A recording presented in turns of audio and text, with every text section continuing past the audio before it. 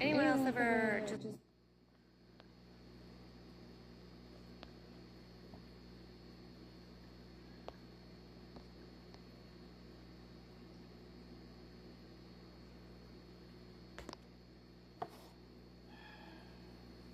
Fairview fire, the good news we learned today that progression of that fire has stopped. It is to do is pick my zucchini, which will end up dying on my counter. I cannot find things to put zucchinis in fast enough, man. They grow like crazy. I can't stop it. Barbara said paid off my house 2 years ago. Congrats. Keith said I need one of those magic ATM cards. Whose idea was this? I remember when I was in college, I took a terrorism class. And is that a substance? Yeah, there was. So you go there is a lab for that? There was a class. Do you go to lab? No, we learned the ideology of and so it was the thing that was interesting in the class was every time the professor said Al-Qaeda, he sort of like his shoulders went up and Al-Qaeda. Wow, she's giddy about this. He's an expert. A big fat no thank you. Bro played Uno reverse? All men were feminists like you. Me too. So refreshing. All right, here's a check for you, sir. Sir, first of all, do not assume my pronouns. Second of all, how dare you assume because I'm a man and I'm going to pay for this whole thing. Women are fully capable of paying for themselves. I'm sorry, you want to split the bills between us? Why don't we do this so we can really drive this point home for you because you're giving me very misogynistic vibes right now? You tell her no, and she will pay for the entire thing. Independent woman who does not have men to provide for her. You agree with that? Yeah, I guess. Yeah. She's also paying for the ride home and my clothes for the next week and all this makeup that I had to put on. Skate or Die said I'm being forced out of my apartment. Now I'm in competition with 600 families that have now lost everything. Sorry to hear that, brother. You entered a ranked PB&J lobby. All right, let's see. Oh, yeah. If my peanut butter and jelly don't look like this, I don't even want it. Oh, wait, are we going double peanut butter? This is P.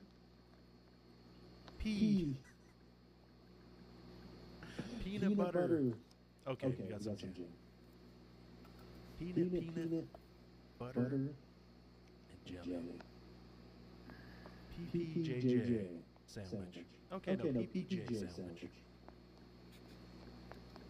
Okay, toasted bread too? I'm a fan. Show you this hilarious clip from Mad TV. And this was like 30 years ago that they did this clip, and it is crazy how accurate it is. I'm just going to work here for 2 years and then leave. We can't have a Muslim mayor. No, he's going to enforce Sharia law. Oh my gosh. Anyway, welcome to the great state of Texas, where your children are going to be forced to study the Christian Bible every single day. And who's making them do that? Whether you like it or not. But we are very much anti-Sharia law. You guys are so stupid. All right, let me break this down for you. All right, stay with me. Christianity is true and good. Islam is evil and false. We should teach our kids what is true and good and not what is false and evil. Therefore, we're going to teach our kids to be Christian and not to be Muslim. How about this? We have a separation of church and state like the Founding Fathers envisioned. You can teach your kid what you want to teach them. We're not forcing the Bible on kids. We're not forcing the Quran on kids either. So, the entire neighborhood's burnt down around me. Oh. Breaks your heart, man. The fucking mailbox. But somehow, the fucking Amazon survived. That's a win. Your house is burnt to the ground, but at least you got your hair dryer. We're not doing at our wedding. No alcohol. And tonight, don't drink alcohol. I can tell you something they're not doing their wedding night. It really means no something to have alcohol there. Yeah, we don't drink, and we honestly just don't want anybody else drinking there either, and we don't want to pay for it. We actually just want people to remember the night. Probably only going to have vegan option. Probably gonna have separate beds at the honeymoon. Because it's our wedding, I want it to feel like a celebration of us. I want people to like have a glimpse into our life, and I just feel like having food that we like and we eat there just makes the most sense. Plus, we just like don't want to pay for things that we want. We're also not gonna have our wedding on a weekend because it's so much more expensive to book. Ooh, this fucking wedding sounds like a goddamn nightmare. Do you know your husband's gay? Alright guys, we're gonna wrap it up here. Talk to chat for a little bit. I got a needy dog. I'm dog sitting. I think it probably needs to go to the bathroom. I'm probably gonna go find some poop on the floor, if we're being honest. Arduino said, hey CV, love your videos. Keep doing what you're doing. Love from Satix. And we are Charlie.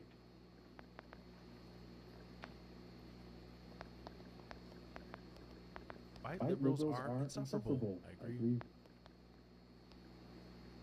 Rob said, holy cannoli. I finally caught one of your live streams from Kentucky. Two Watts said that'd be a No Kings themed wedding. Worst wedding ever.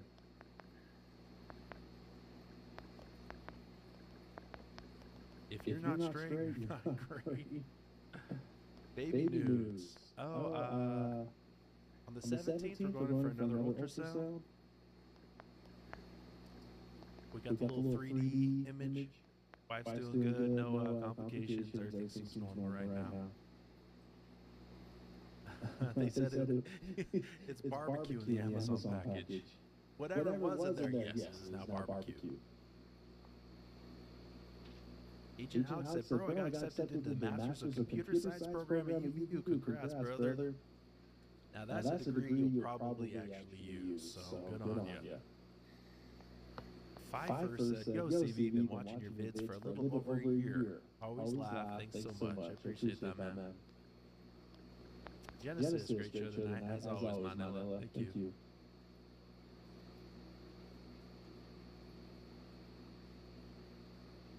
Ty Phillips, love your stuff, new to the comments, far from new to the videos, appreciate that, brother. State check-in, we got Alabama, Texas. Yeah, my beard, man. Honestly, like I just haven't cut my hair for so long. My wife's like, you were going to a barber shop. Canuck, happy birthday, little man. It's Pup's birthday. Can you show us your gun collection? Not on the live stream. I will get shut down and striked. Miss Charlie too. When's the baby due? End of November. Germany, you're enjoying your content very much. I appreciate that.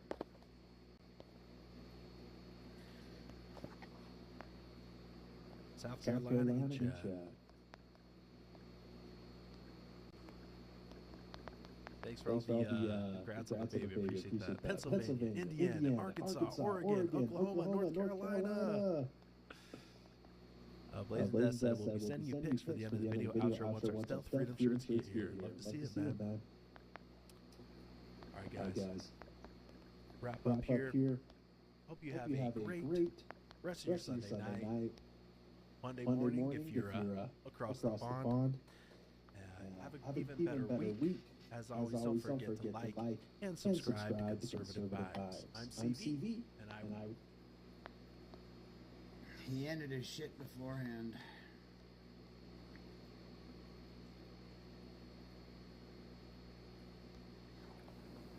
Yeah, Sean, just over 3,300 acres at last updated, and as you mentioned, still growing. The fight's still very active up here in the Suncrest 9 Mile Falls area. We've been here all afternoon talking with a lot of people who are just out here trying to do anything and everything they can to fight this fire. Of course, people living here, they're going out, they're getting water trucks, they're getting farm trucks, they're getting anything they can to help out the firefighters here in the area as the aerial attack here continues. We've been watching one on the hillside just behind my photographer Michael here for the past hour and a half or so, and we can hear it, but the smoke here is so dense we can't exactly see what's going on. Every now and then we'll see a helicopter or an airplane fly by, but there are active flames still up in this hill. The fight is still very much going on. As I mentioned, we talked to a bunch of people today, including one who lives just about a mile and a half down the road, Dr. Bob Stefan.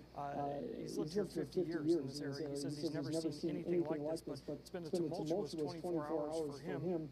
Last night, he said that power went out, loss of communication suddenly. There was a knock on the door from the fire marshal saying they needed to get out now, and that's exactly what they did. Now they're just waiting about a mile and a half down the road, not knowing if their home is still standing.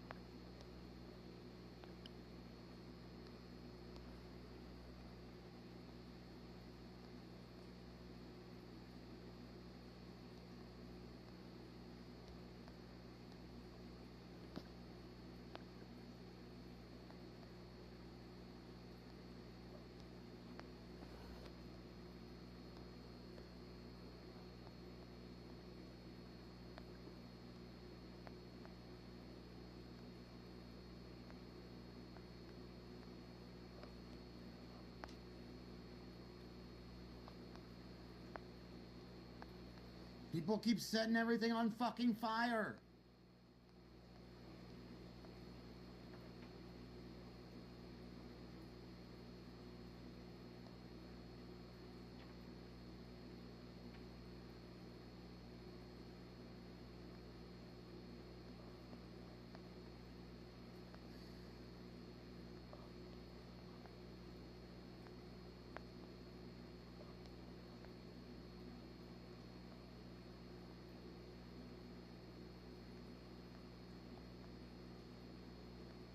Motherfuckers, people keep setting shit on fire. Oh my god, dude. Old Trails Fire, Northwest Spokane, Morgan Ashton. Oh, I'm gonna fucking shit my pants.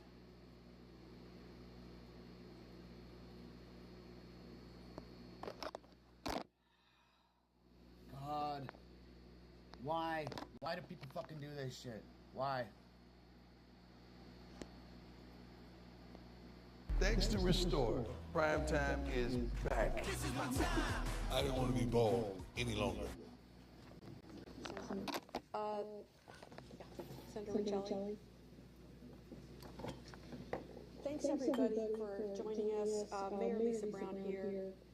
We're here today to discuss really the worst natural disaster our region has faced, the Spokane complex of fires. You are going to hear after me from Governor Bob Ferguson, Senator Maria Cantwell, Congressman Michael Baumgartner, Commissioner of Public Lands Dave Upthegrove, our General of the Washington National Guard, General Welsh, Commissioner Josh Kearns of the county.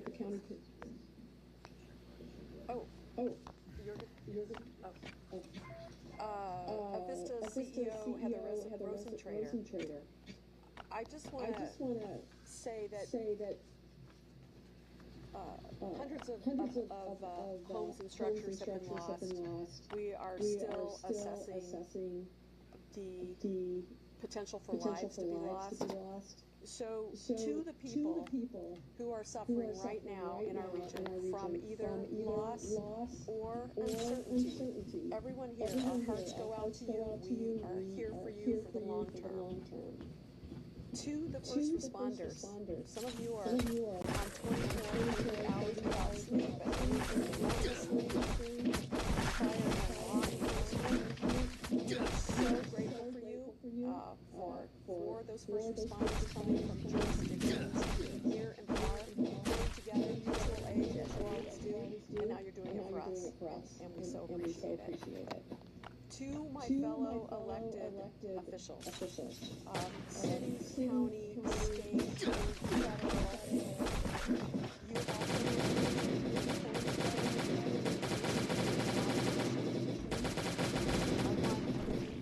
Eastern Washington to know that the geographic and political boundaries that separate us are invisible today.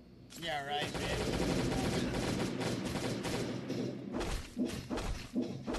And to the people of Spokane and Eastern Washington, the state of Washington, and those around the country who have connections and care about us, thank you so much. You're caring, you're generous. We pull together here when things are tough, and we're doing that. Although not out yet, the care and recovery began yesterday, continues today, and will go on as long as it needs to go. We will get through this.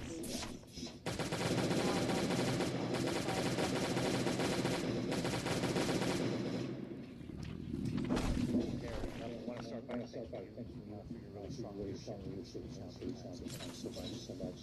And you know, to start by saying to Washingtonians who are really lost in a very, very short period of time. No matter how their lives changed in deeply dramatic, fundamental ways. And so it's difficult to find words when folks experience a loss like that. Want all those individuals, they're all here all along the way. We have a lot of crisis right now, but we know that this is a long-term challenge for many individuals, and we're here for the long haul. I also want those folks to know that there is very strong cooperation for all levels of government, many different sectors to work through this together. All of us and the others have very effective conversations already starting with yesterday afternoon. So I want folks to know that is happening. And also to the first responders who, just speaking as governor, it's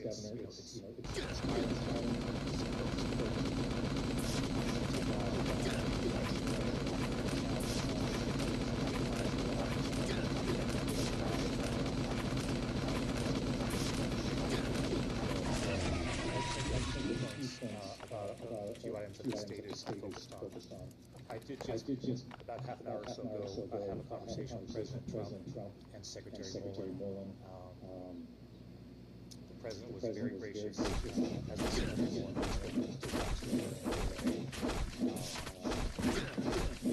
I spoke to the president about what's going on. About how dire the situation is. He understands that.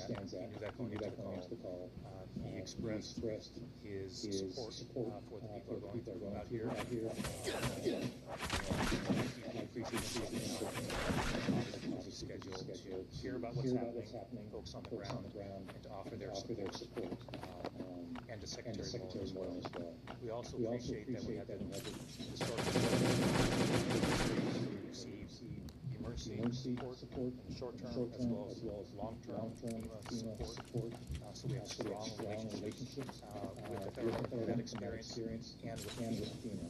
As for FEMA, just to be clear, we make requests for federal assistance from FEMA. I'm going to oversimplify this a little bit, but there are essentially two kinds of requests. Short-term emergency response, for example, search and rescue, clearing debris. We just got off the call, many of the folks here were there for a call that I had with the make requests for specific items, very short term stuff that has gone in, anticipated that would be granted. granted much in the same way it was with flood. We have a good relationship with FEMA and had a very productive call, and we appreciate FEMA on extremely short notice taking the time to work with us. And we also appreciate all of our local partners we depend on to get the information of what the needs are on the ground. We had that meeting earlier today and communicate that to FEMA, and so we do anticipate that being granted in the near future. The second piece from FEMA is the more long-term relief. That takes more time. Obviously, we've already begun our work on that. We just want to separate out those two things. The request has gone in for that short-term, we call it emergency assistance from the administration, but obviously simultaneously we're going to get a long-term assistance as well. Maybe this last thing I'll say is I live in Spokane after I finished law school. I know this community well. My son's about to put it on Gonzaga, so I know this community well. My daughter was playing in a softball tournament at Dwight Merkle ball fields about 6 weeks ago. Why are you gonna try to fucking suck our dicks right now, dude? Just fucking shut the fuck up and talk. Don't just start fucking. I don't know how that house is doing, but we stay at a location that is extremely close to where I know homes were destroyed. So I'm very familiar with communities that are impacted. I stay there on a regular basis. I walk those neighborhoods. I know it well. My daughter plays in the ball field. I have appreciation for the impact at that very local level. Devastating. Shit's still fucking burning. Look at it. Why isn't it out? Why ain't it fucking out? The strong partnership, and one of those key partners, of course, has been Senator Canwell, who's with this thing. I'll turn it over to Senator Canwell. The first 3 days, you'll poop at least 3 times a day. Your body will start breaking down the waste that's been sitting in your... With this thing, I'll turn it over to Senator Canwell. Well, thank you, Governor. Spokane in the state of Washington has faced a historic weather event. You're a dumb bitch. And that historic weather event has caused probably one of the biggest damages that we've seen in the Spokane area in the history of our state. But it also has been met with a historic response by our first responders. And I want to thank them, especially the fire chief, Tom Williams, the police chief, Kevin Paul, and Sheriff Knowles. Thank you for the first responders and everything that you've done to respond to this fire.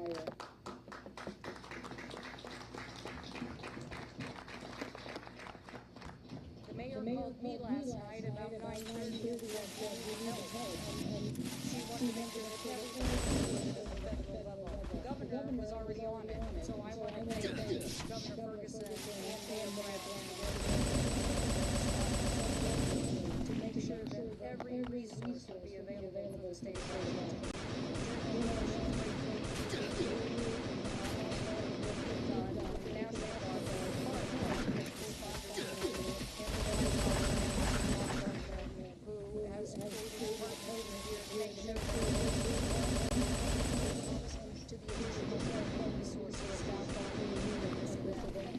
We now know that there are thousands of Washingtonians in the Spokane area that have to be evacuated. We know there are hundreds of homes that have been destroyed. We know that we need continued help and support from everybody from weather forecasters to people who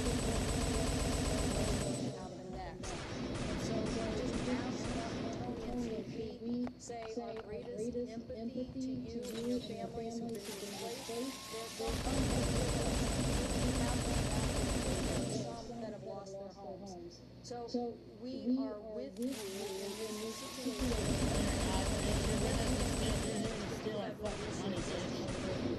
I can't stand her. She can't do shit. That's why her name's Cantwell. Can't do a fucking thing, period. Fire in the United States today. No, fuck off. Fire in our nation. Yeah, let's brag about that one, you fucking bitch. They are going to work with us in Washington and Oregon and my sense is Idaho because of what's happening there to make sure that our region is prioritized. So, Chief Schultz, we appreciate that, and you'll certainly be hearing from us on the list of things that we want to continue to see. But I ask our fellow Washingtonians to help this region to be as patient as you can, to listen to what the first responders are saying, because we're not out of danger yet. The next couple of days will be challenging, but we are going to do everything we can to make sure the resources are here and continue to make sure that this issue is our nation's attention. Thank you. Well, Thank you, everyone. Indeed, this is a devastating fire. We know that hundreds, if not thousands, are in a very sad and scary place right now. I want to echo comments thanking our first responders for what you're doing for our community. Indeed, this is an unprecedented catastrophe for the Spokane area, but I think we're going to see unprecedented collaboration in responding to this fire. I want to thank Mayor Brown, Senator Cantwell, Governor Ferguson, and why you want to thank them? Because they showed up? This issue. This is not them working on the issue? Oh, fuck you, dude. This is concerned elected officials who do what's right for this community. I did speak to Homeland Security Secretary Mark McMullen earlier today.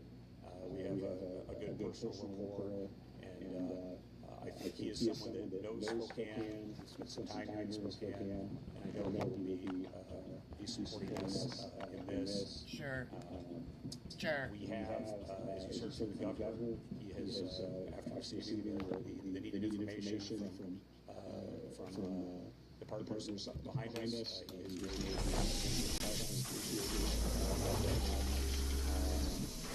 I am optimistic, very optimistic that there will be additional support from FEMA. It's certainly a good precedent for our state that they're successful in that process with the terrible flooding on the west side of the state. And so we will monitor and support that process as it goes forward. But I would also add, and others will go into deeper detail, while we will do everything we can to get support from the federal government, the key point for support here is from our neighbors and our communities, our friends and families that are running ways that they will be telling you that you support, people in the Spokane area get support, and we're going to need that. So thanks everyone, be safe.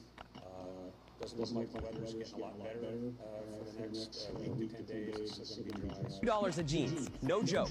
If you re-still paying $50 for one pair, you re-overpaying.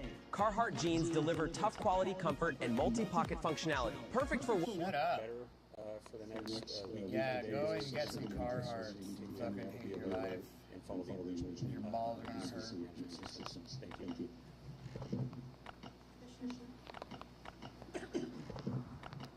Good afternoon. My name is Dave Upgrove. I am Washington State's elected Commissioner of Public Lands, where I serve as Director of the State Department of Natural Resources. Up the grove? The fuck does that mean? He lives up the grove. We are doing absolutely everything in our power to keep this city and this community safe. We immediately were able to access a complex incident management team. We have the best leadership in the nation leading the response on this fire. We brought significant assets to bear, both motor and fixed-wing aircraft, engines, dozers, hand crews. Where's a water truck? 900 individuals. Water trucks, dumb fucker. Water trucks. Water trucks, dude. That's what you fucking need is water trucks. This is one of 15 major fires burning throughout the state of Washington right now. More than 250,000 acres are on fire in this state. This is an extraordinary wildfire season in the Pacific Northwest. It's not a normal season. A confluence of weather conditions, a confluence of fires throughout the West are stretching our resources and challenging the individuals in this response. You know, I think all of us hold in our hearts the faith of the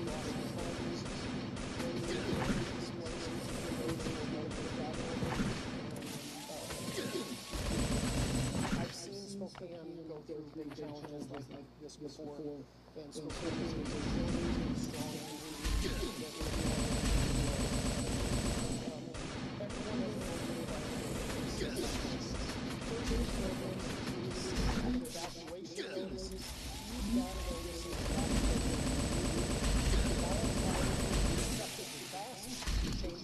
suddenly. We've seen the loss of life already earlier this summer from folks in the path of wildfires.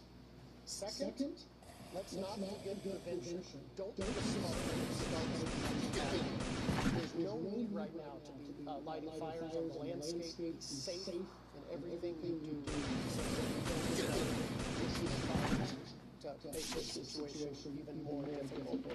And finally, as folks are battling these fires, we have about 4,000 individuals fighting fires in the state right now. There are people running into their lives, into harm's way, running into the woods. And I think we all need to send our thoughts and prayers to those who are working so hard day in, day out. Here in Spokane, we're very fortunate to have incredible emergency response agencies in the city and the county that are working collaboratively with the State Department of Natural Resources. We're very appreciative of supporting our federal government, getting strong support for the services and the departments. Every day, we're working hard to get this fire out and keep these communities safe. Well, I'll turn it over to you.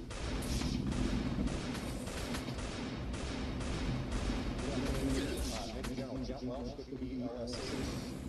So I'm the state's acting general, so that means that not only the folks got behind me, but over 50,000 members of the state standing beside us community and standing beside me right now. So let's talk about the fact that Spokane, we're this morning, we have tremendous tragedy.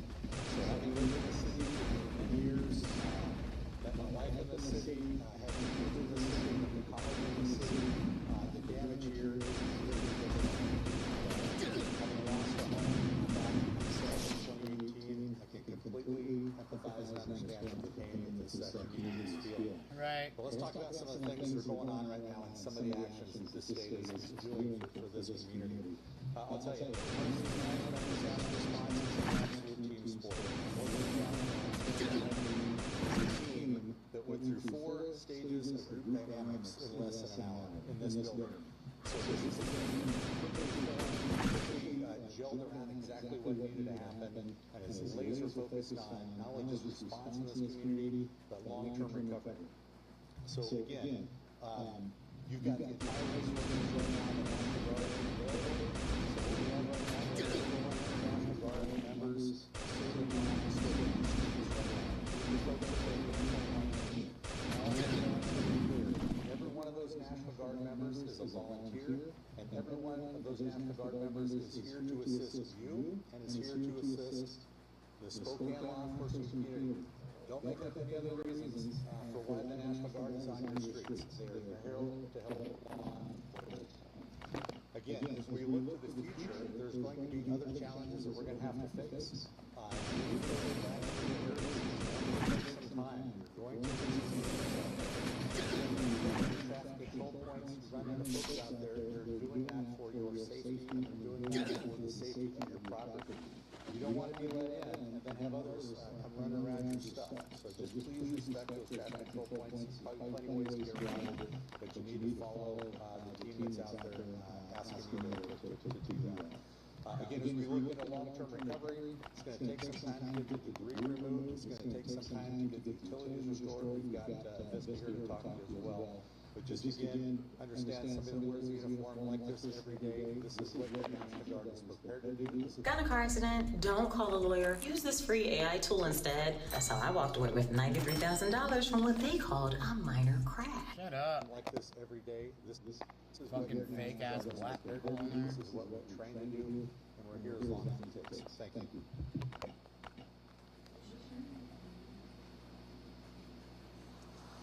Thank you, Mayor. Spokane County Commissioner Chris Jordan, representing District 1, including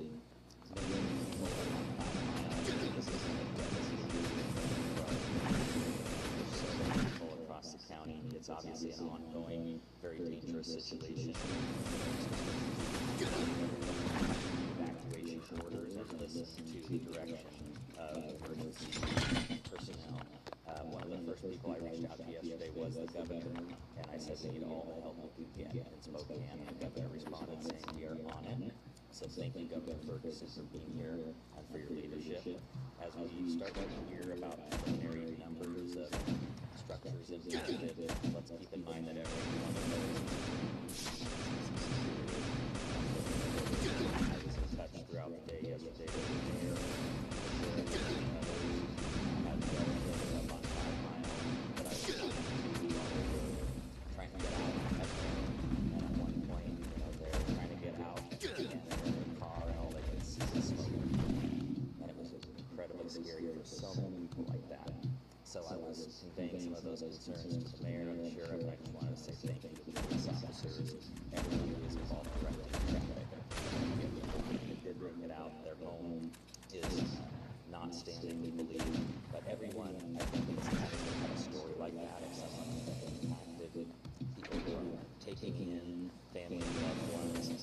it's shocking. It's so important that we come together like for supporters that they check on friends, family.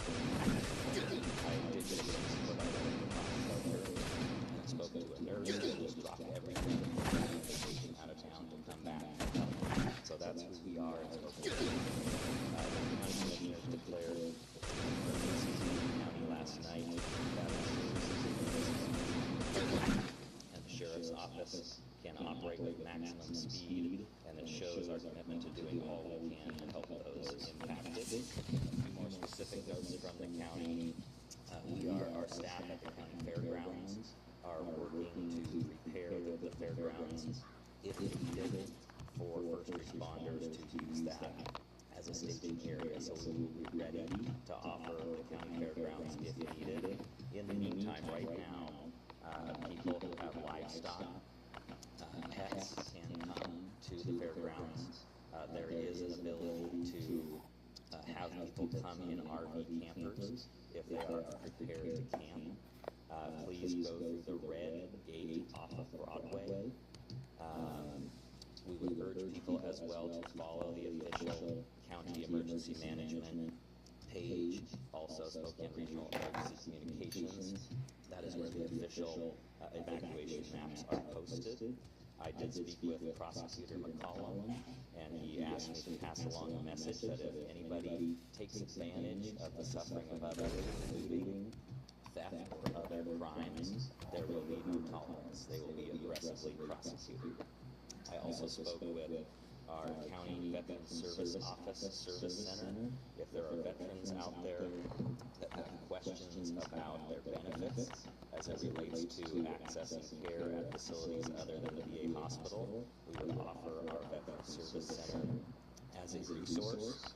If people can search for Spokane County Veteran Services, they will do all they can to assist and work with the VA and other entities.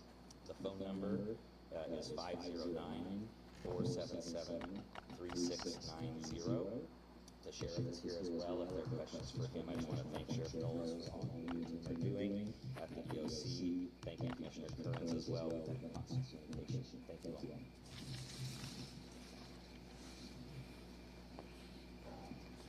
Thank you. I'm Heather Rosen, Trader, President and CEO of the Vista. I'm a lifelong Spokane community member and honored to be able to serve my community in that respect. And so, of course, as everyone said, it's been an extraordinarily difficult and heartbreaking weekend for our community. Many families have lost homes, been displaced by evacuations, or continue to face significant uncertainty. And this includes some of our employees who are experiencing some of these impacts firsthand as well. And our thoughts are with everyone affected by these devastating fires, and we remain committed to supporting our customers and communities throughout the recovery process. And I appreciate the opportunity to give more of an operational update about where things are at from our perspective in terms of getting customers restored. And our crews are working around the clock to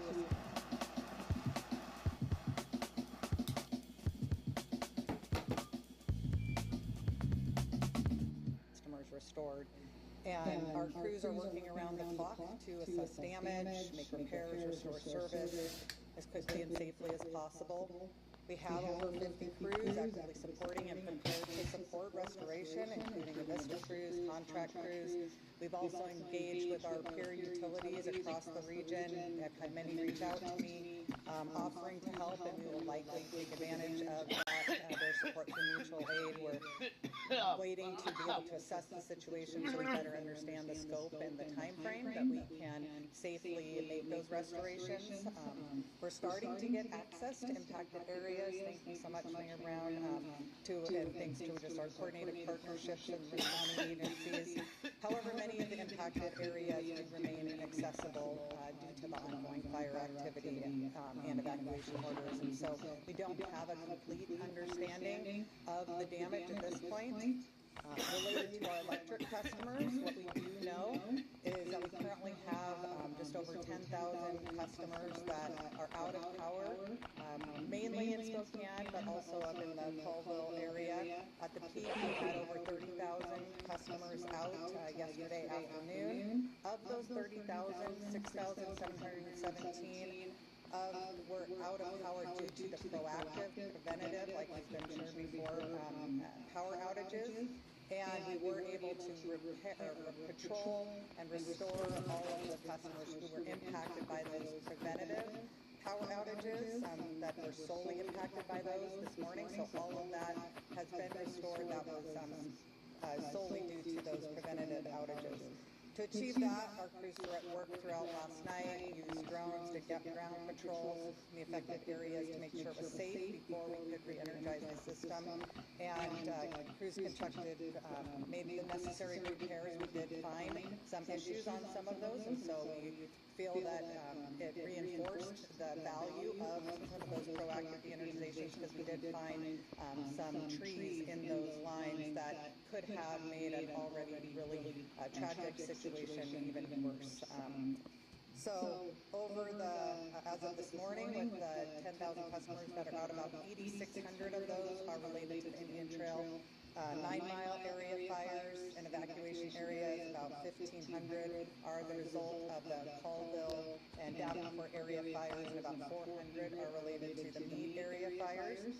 And the numbers do continue to change, but we'll continue to keep the community updated through our outage map and continued communications. And we currently expect restoration work impacted by the fires to last through today and into the week, likely, although timing could change based on fire activity. So we will keep our customers and community updated through multiple channels. The public safety power shutoffs implemented Saturday were a proactive measure to reduce wildfire risk. And again, anyone who was out of power solely because of that has been restored now. And the remaining outages are the effect of active wildfire conditions, damaged utility infrastructure, evacuation restrictions, or safety concerns that continue to limit access to the affected areas. Due to the heightened focus that we had on these high-risk areas, we don't believe our facilities were involved in the ignition of any of these major fires in our area. And so again, just reinforces that the work that we're doing is helping. We have identified significant damage specifically to portions of our transmission system, particularly in West Spokane. Our transmission facilities are critical to serving customers and are currently operating with less capability as our restoration is underway. And again, we just received access and are starting those repairs now.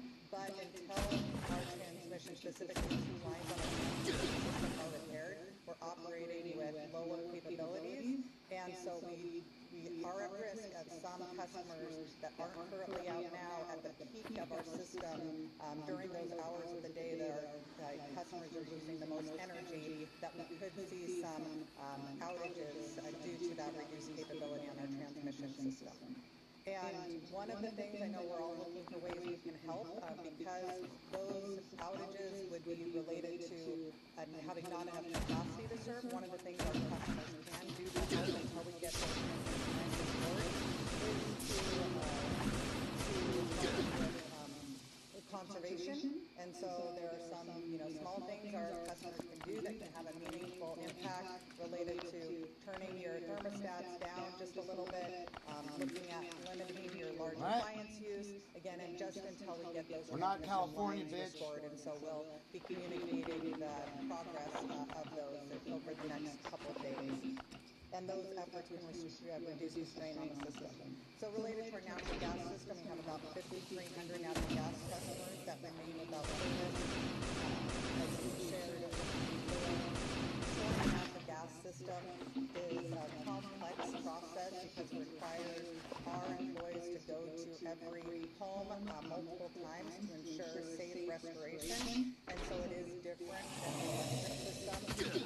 And so to repair damaged facilities, we have to get those inspections done beforehand, and we are working on, again, mutual aid to support us and make sure we have as many resources as needed to support that process.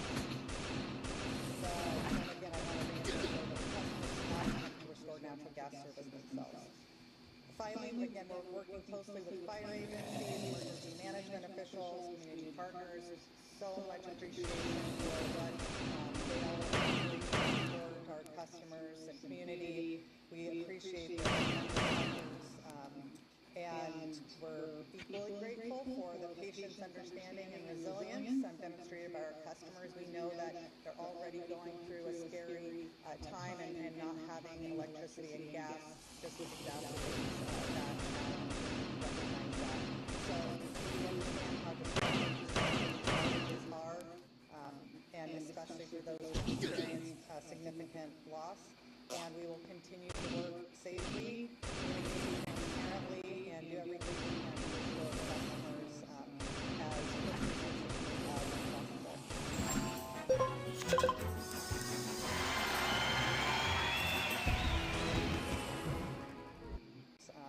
As quickly as possible, and provide updates as we know more. So thank you very much.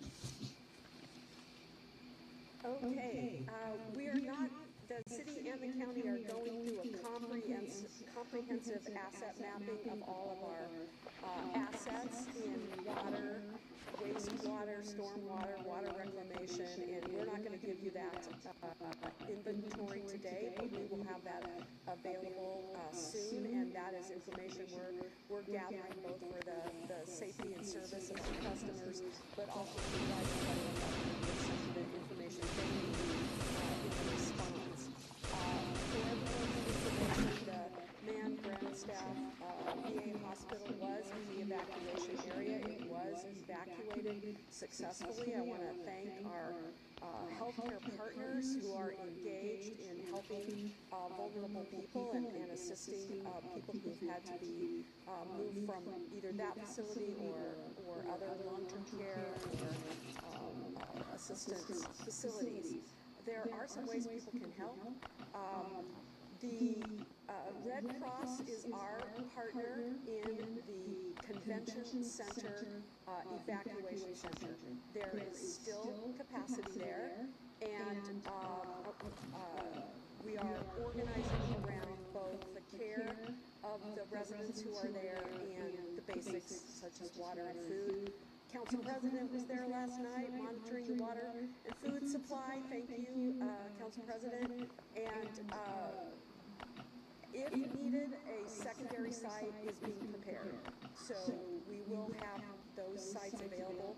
The city's shelter system is on full activation, and there is capacity there as well. So you can go on our website and contact us if you need those kinds of resources. And our navigation center is going to be activated 24/7 for the foreseeable future. Some other ways to help. Our partners at the Inovia Foundation have been working with the county and the city on starting a Spokane Complex Wildfire Response Fund. So you will be able to find the donation link at inovia.org. The city of Spokane has a wildfire recovery fund within our Home Starts Here fund, which is available for people to donate through their utilities or by going to the city website. Second Harvest is accepting non-perishable food donations today from 2 to 5, tomorrow starting at 8 at their East Front Avenue location. And we know of other funds that are coming available. I think there may be one in the valley, but we will publish all of those. Please utilize official sources when you are looking at ways to help, and don't rely on pop-up non-official sources that are asking for your resources. And then, finally, we just want everyone to take care of each other. We will give regular updates. There will be an update tomorrow. I think it's reasonable to suggest evacuation areas not open today. So people need to prepare for where they're going to be the rest of the day, for tonight, and over time we will also be providing additional information about housing resources, which we know is a priority. We will now open it up.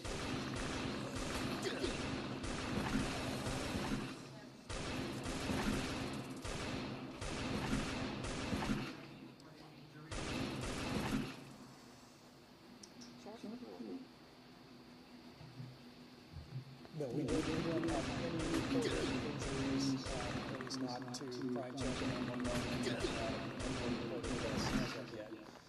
Because of the scale of this and what it takes to do those kinds of investigations in an active fire scene, that could change.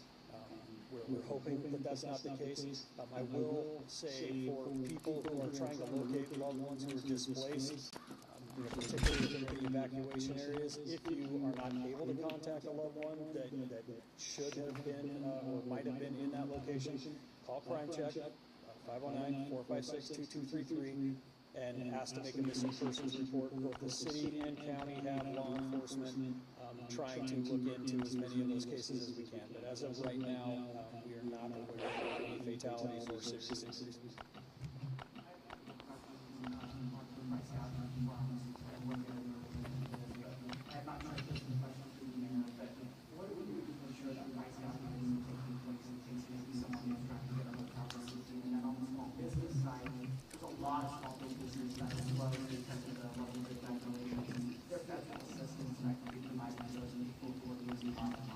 Well, again, I think we would encourage people both seek out official sources, not pop-up requests for assistance. When it comes to housing resources, there are housing resources still available at the convention center that are no cost, and I hope and I believe people are reaching out to their friends and families to provide housing assistance as well.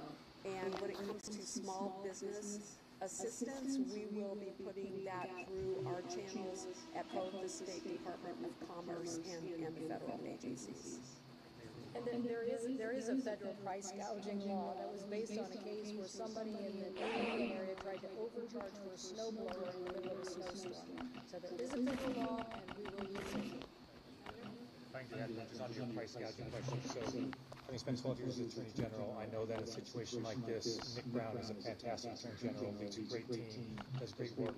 I'm very, very confident that consumer protection team is actively tracking any time there's a situation remotely as large as what we're seeing here. There's a team that's activated and monitoring that closely. And we would, again, I don't want to speak for the Attorney General, but if folks, individuals see what they think might be price gouging, I would encourage them to absolutely communicate to the AG's office, the Consumer Protection Division, to file a complaint. That certainly helped us during COVID times, for example, right? And would certainly help the AG's office today.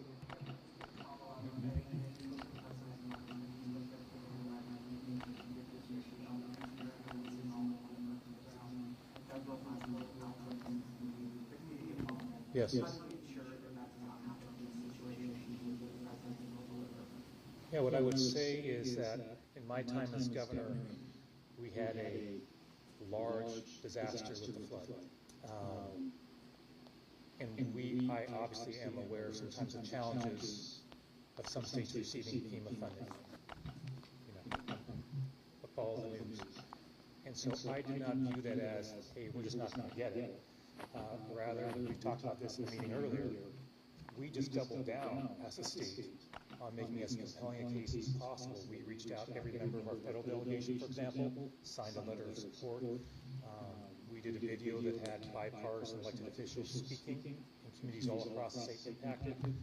We just really moved heaven and earth to make it as persuasive as humanly possible. And I will say, to make sure that it wasn't just a document. What's typically done when you make that request is a very lengthy document. Type 10 words on each page.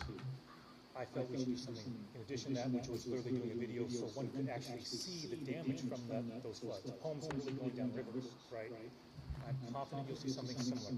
You will see, we will utilize the visuals of what I've certainly seen and what you've all seen, thanks to the media, by the way, for getting that information out there, to make sure it's not just dry words on a piece of paper, right? That we'll be working just as we did before to make sure that the folks who make these decisions back in Washington, D.C. fully understand the breadth and scope of this disaster. And I will just say, I can't speak to the past, I wasn't governor then. But what I can say is I deeply appreciate the president taking time. I think I requested a conversation. I'm losing track of the hours here, Dave, but just a few. We apologize to anyone who purchased Everyday Dose because we lied. Yes. Appreciate the president taking time. I think I requested a conversation. I'm losing track of the hours here, Dave, but just a few hours ago. And I was on the phone with them literally a couple hours later. And I had the clear sense he understood what was going on. I had the clear sense he'd been briefed on what was going on.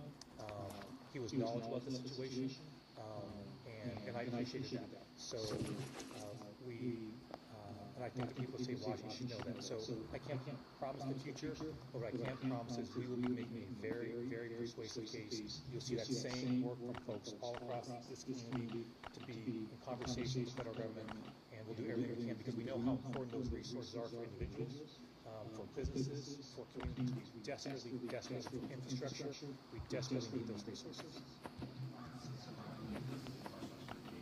Can you talk about where resources are coming from? When we were driving over today, we saw an engine truck from Salt Lake City. We were also curious if resources from the west side of the state. Yep. For all of the fires in Washington State right now, we have support from more than a dozen states, from Florida to Alaska, as well as a small team from Australia. And this support comes in different forms, equipment or personnel. I'll let the incident command here speak specifically to.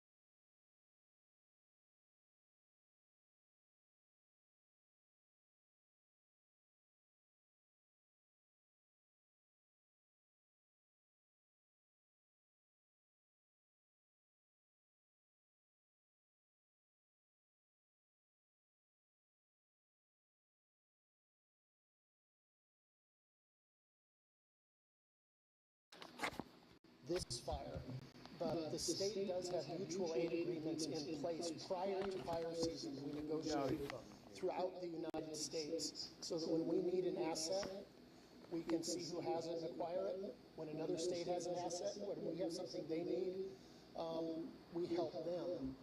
The challenge is this summer the whole western United States is on fire, and these assets are being spread thin.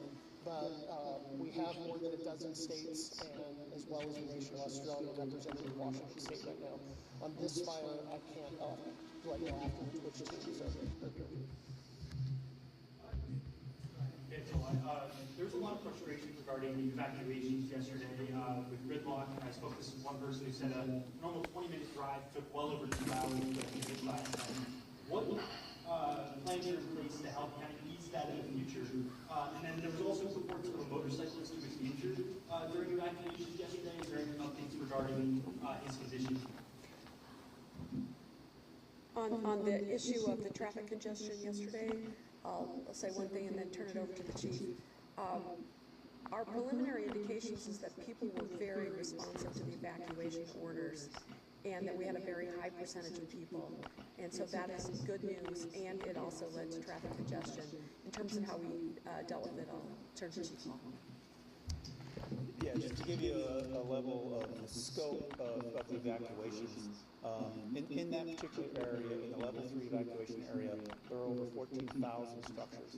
A little over 10,000 of those are either single family or multifamily residences. The latest numbers we have from about an hour ago are that about 60,000 individuals were evacuated in that amount of time. I think that's extraordinary, and my hat's off to both the firefighters and law enforcement who were there. But that's a lot of people trying to get out of a couple of real choke points that have been problematic for that particular area for a while now. It was not unknown to us. We were aware of it, and we did as best as we could to get people out of there in that amount of time. But we're talking about 60,000 individuals. And I have no information on the motorcyclist, and just let me clarify, the numbers I just gave you are strictly for the city limits. Is there an update regarding, we have the individual numbers, but is there an update on the amount of structures that were potentially threatened throughout the fire in the area? I would leave that up to Chief Williams. Well, then, I actually don't have the whole number of structures that were threatened between the city and Fire District 9 and Fire District 10. Those numbers will be coming out more in the future.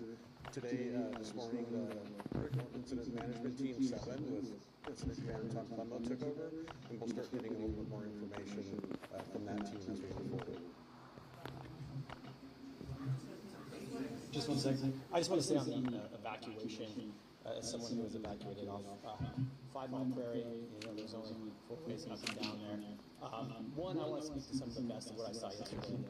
As people were evacuating, really, I did see citizens getting out, directing traffic in a way that made it orderly. I expressed my concerns about moving it along as things were getting smoky to the mayor and others. And by the time I hit the bottom of Cedar and Ash, 2 SPD officers were directing traffic in a way that was heroic. People were moving.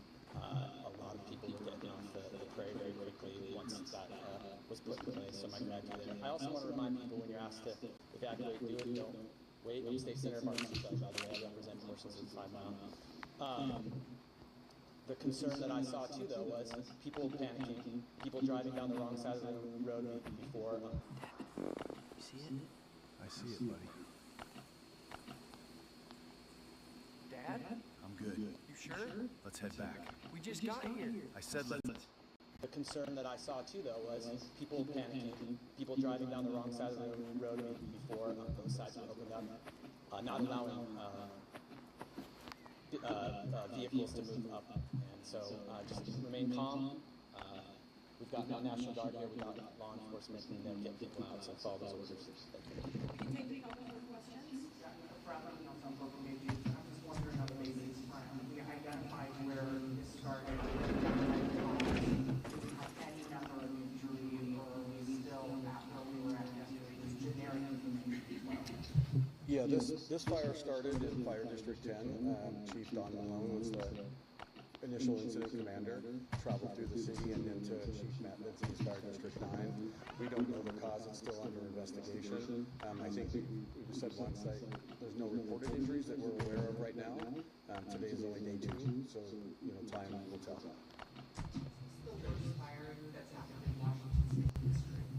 I couldn't speak for Washington State. I can tell you that I believe it is probably for the city of Spokane and our partnering regional agencies. What is the cost going to look like for recovery a event like this?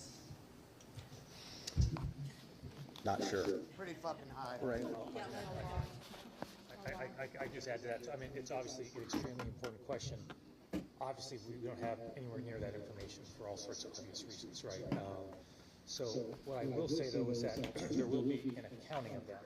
So when we make our request for FEMA assistance, that's part of the information that we need to pull together. So the state works very closely with local elected officials, local folks, to compile all that information of damage to business, individuals, homes, etc. We pull all that information together and then submit it to the federal government. So we obviously don't have that information today for all sorts of obvious reasons, but there will come a time when we gather that information. That does take some time, which we appreciate people's patience, and we'll communicate that out, obviously, to the media once we have that type of information.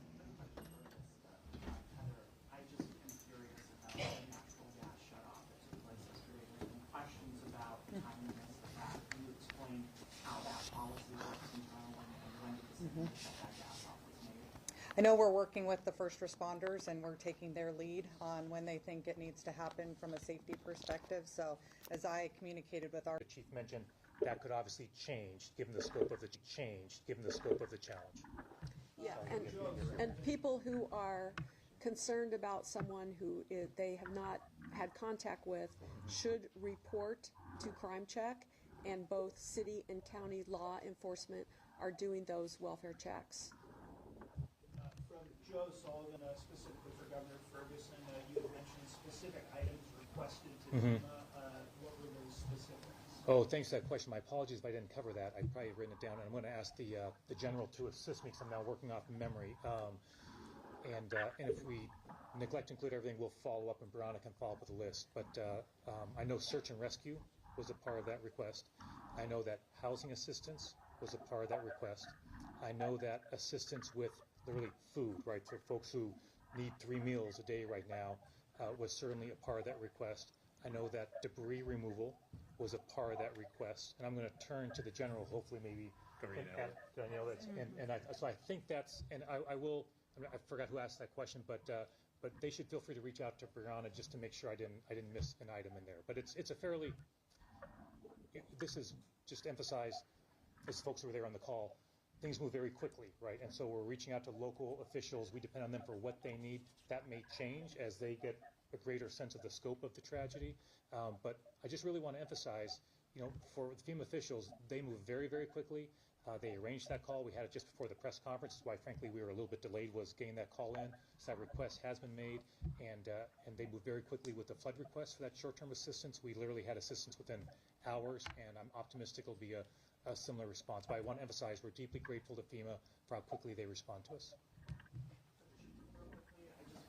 We've heard reports of possible looting taking place in the evening hours. Any arrests made on that front, or any solace you can provide to people that are concerned about their homes?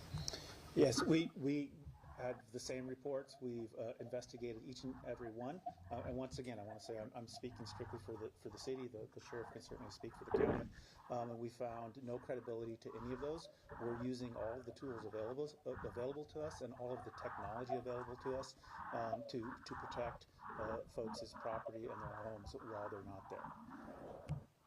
Does that mean you have deputies out patrolling neighborhoods or stationed in neighborhoods? I can't remember. We have officers. Yesterday we had the assistance of the county and the deputies. As the fires grew in the county, obviously they had to siphon off their resources.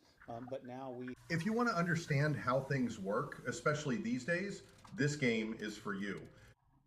As the fires grew in the county, obviously they had to siphon off their resources.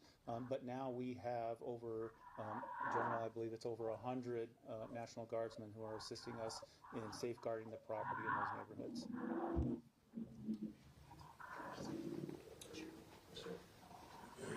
neighborhoods.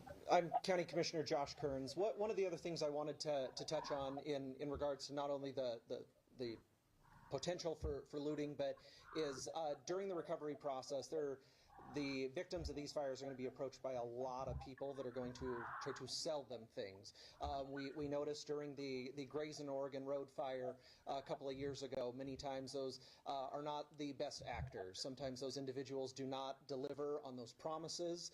So I just really want to encourage folks who have been victims of these fires, do your research. If you are hiring someone, if you are exchanging money for a service, make sure you do the research on those individuals to just make sure that you are working with positive actors who are actually going to deliver on what it is that they are offering you. And then also a part of the recovery, we do have the benefit of having a Spokane Regional Long-Term Recovery Group that was stood up as a part of the Gray and Oregon Road Fire, and they will play a huge part in this recovery as well, and they will be much more forward-facing when we get to that stage. Thank you. Great. Thank you. I wanted to, do we have time? One more question, and then I have a story to close. I just wanted to see if there was any homes that were still at risk and if the fire is still continuing to grow past its current boundaries.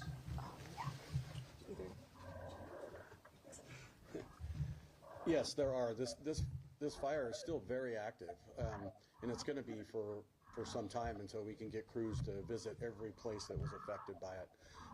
As far as its outside boundaries, I would not say that it's contained, but we have what we feel like is relatively decent control, but it could change at any time. I mean, today's weather was a concern with a different wind direction, so this is very dynamic, and it will be for a little bit more time.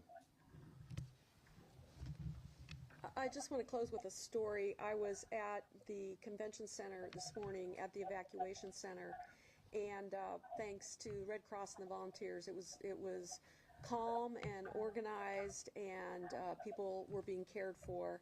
And someone recognized me and called me over, and it was a woman and her son, and the son had evacuated when the order came out, and his mother had refused, and someone knocked on her door, and I don't know if this was city or county sheriff, because they were both out there doing that, and they convinced her to leave, and they helped her evacuate with her 4 cats,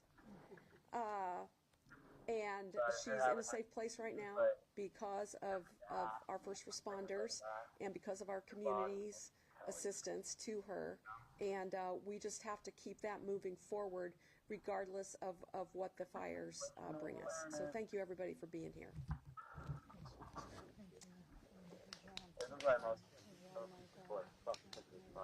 Thank you very much. Appreciate it.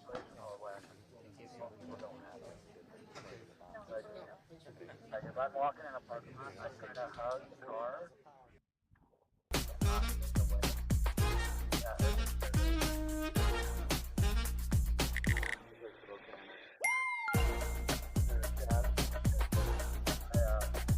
My best friend, ex-wife is the manager of my buddy Ed died. Does kidney disease cause itching? It does. And if you are itching right now, I need you to pay attention because For, I was getting my teeth done or something. I was getting something done and a tooth pulled or something like that. And then she got the teeth and I stayed with us a little bit. Like what Hannah was like before. I don't know if Hannah was that old. Everything was so much simpler. Made a fucking TikTok. Pretty funny actually. There's a guy that was fighting another dude in the UFC, and they were like, he was over the top of this guy. It was like almost 69 position, and he took his fucking hips and he started smashing his head into the ground. So he's fucking insane. That's the fire right there. The fire's over there. I can see it. Look at the fucking sun. And let me move up a little bit. Look at the sun. I tried to take a picture of it, but it was like.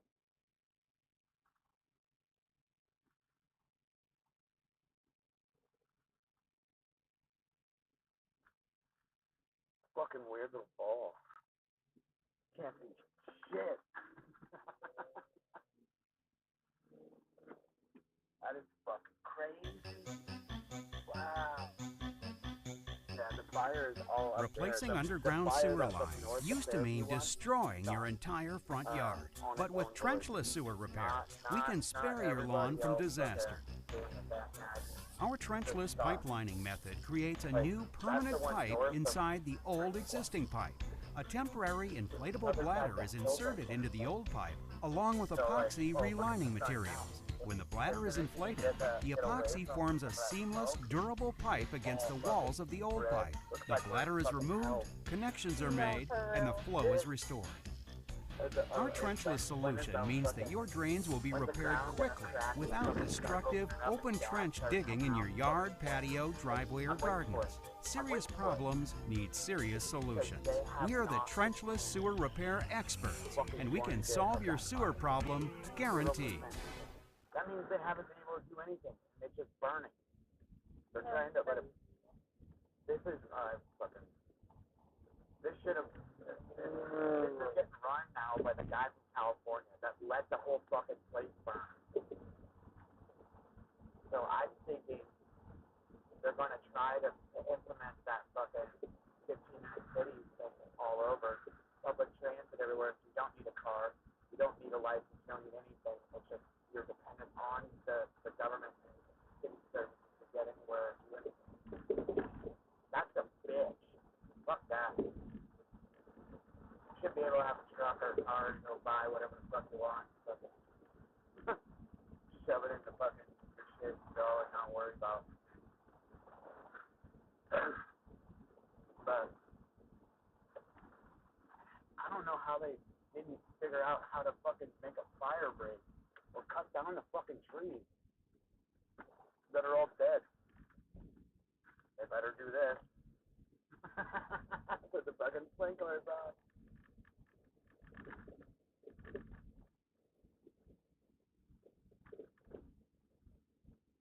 Pool is closed. What a day. It'd be a better day ever to fucking go pool.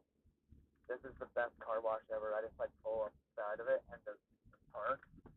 Like I pulled up on the other side of there and just pulled and then turned around and did the, I did the whole thing. This little kid over here, I think he's fighting his girlfriend. by the dumpster. Or is that little Mike and that fucker? This is weird.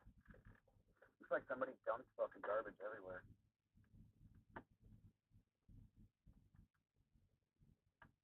Oh shit, they're up here? The fuck is this thing?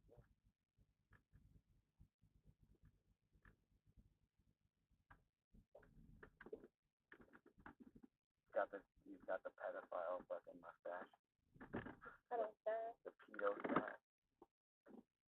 The only thing he's missing is the smoke weed. I used to say that shit in prison.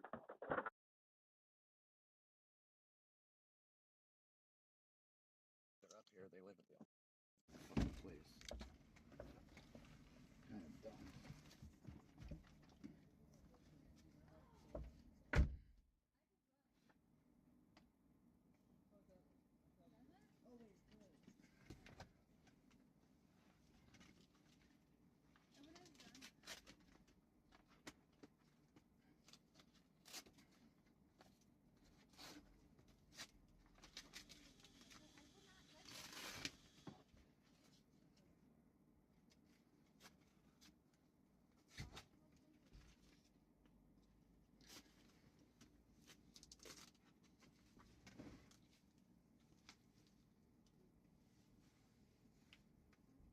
What the fuck is that dump though?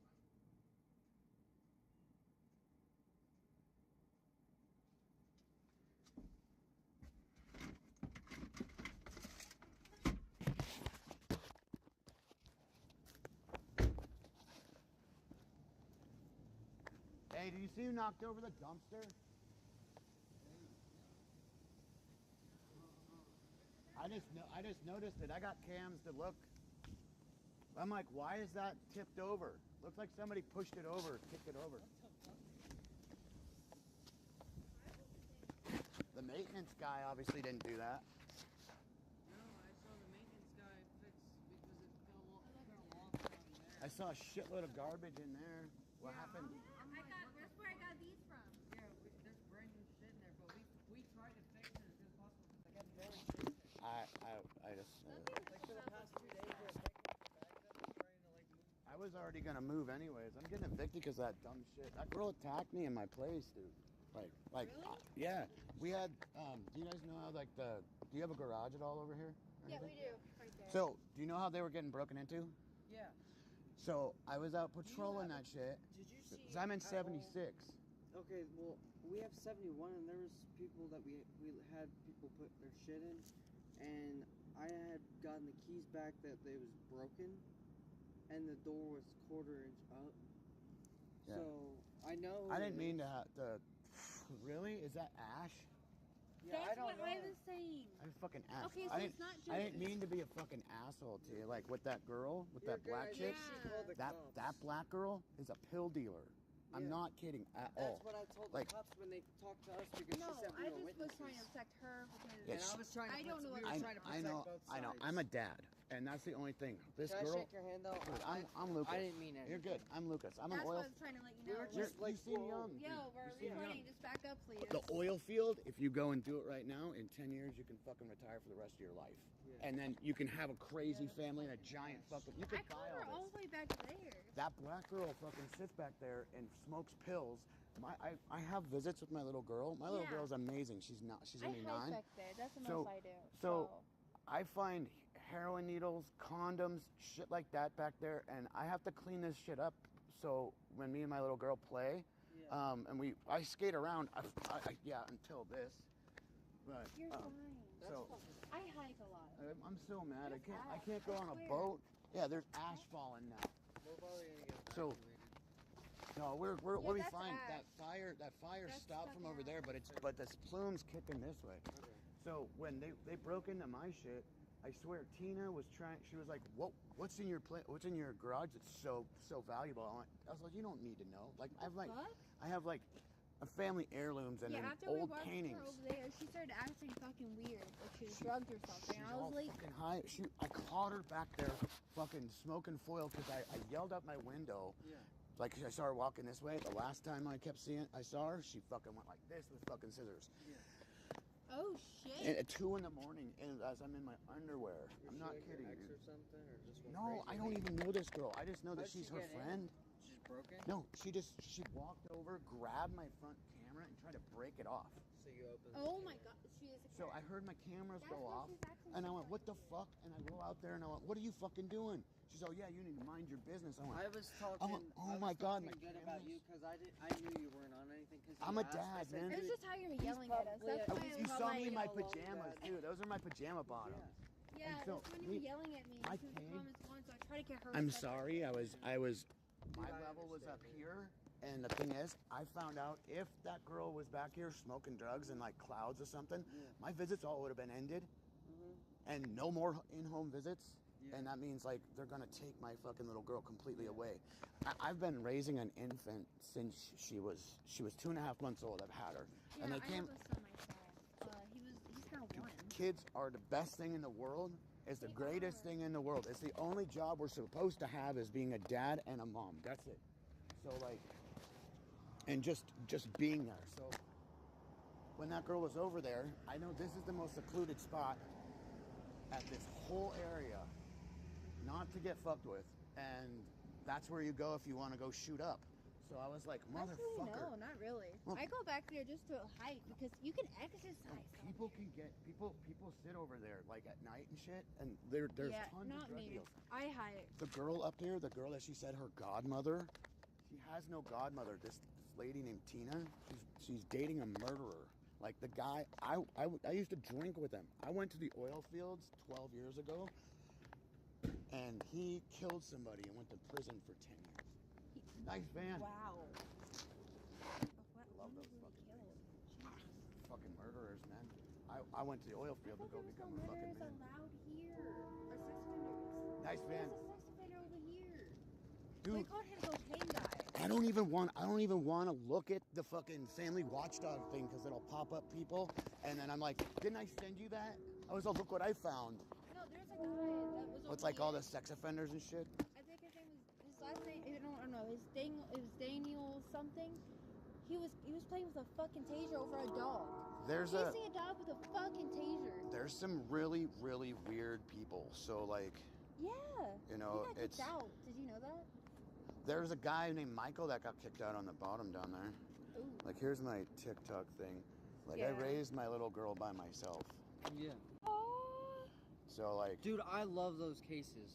They last a long fucking time. The metal ones. this says Fast and Furious 1, but this is like this says like Roadster case, and it comes from China. How did you do your hair? I'm sorry. I Yeah. can't.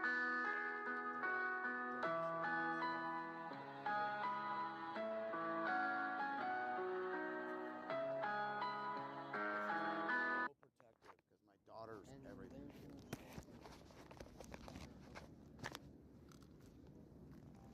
We'll be fine. The smoke's just coming this way. They're just gonna tell us to stay indoors, wear something. Yeah, that's ash. This is ash. Yeah. It's all coming down. I was born in 1981 when Mount St. Helens went, so like when that happened, it was ash, all like that, all the way across. Like, dude, there was 3 feet of ash here, like volcanic ash, and then Sandpoint was like, I think like 5 feet or some shit, because it kept like blowing in and just cut. I used to live in Omaha, Nebraska, so like my dad owned a nightclub down I'm there. from Virginia. I'm from the East Coast, like near Virginia. How old are Beach. you? I'm about to be 20 in 17 days. Fucking, and you guys live together, live alone and everything We now? don't really live here. We're just staying here. No, that's cool. No, that's being out on your own and shit, and like experiencing the world. Trying to get our own. Well, just experiencing the world. You guys want? Okay. Marabou Place. That's where I'm gonna go. It's warm out. Marabou Place, dude. Yeah. There's, you know where they're doing the blasting over here with all the rock? Right behind there is super secure because you're up on a fucking hill. So Well, there was one in Airway Heights that there was a car show or some shit, and I'm just saying these ones are $11.60 for a 2-bedroom apartment here. That's the best price in this city because me and her and the baby is gonna be moving out. yeah. But I'd rather just get like one I've been on jobs nonstop. Like I was. You have a license? Get your license, and there's a place called Halicon. You drive. There was a guy telling me that. I know these guys from up in North Dakota. These guys take engineers to the conductors and shit. Dude, you get a brand new fucking Suburban, brand new, white Suburban. They give you a gas card. You fill that fucker up every night. You clean it every night. You shift out with the next guy because I think it's like you're 24 hours on, 24 hours off. Okay.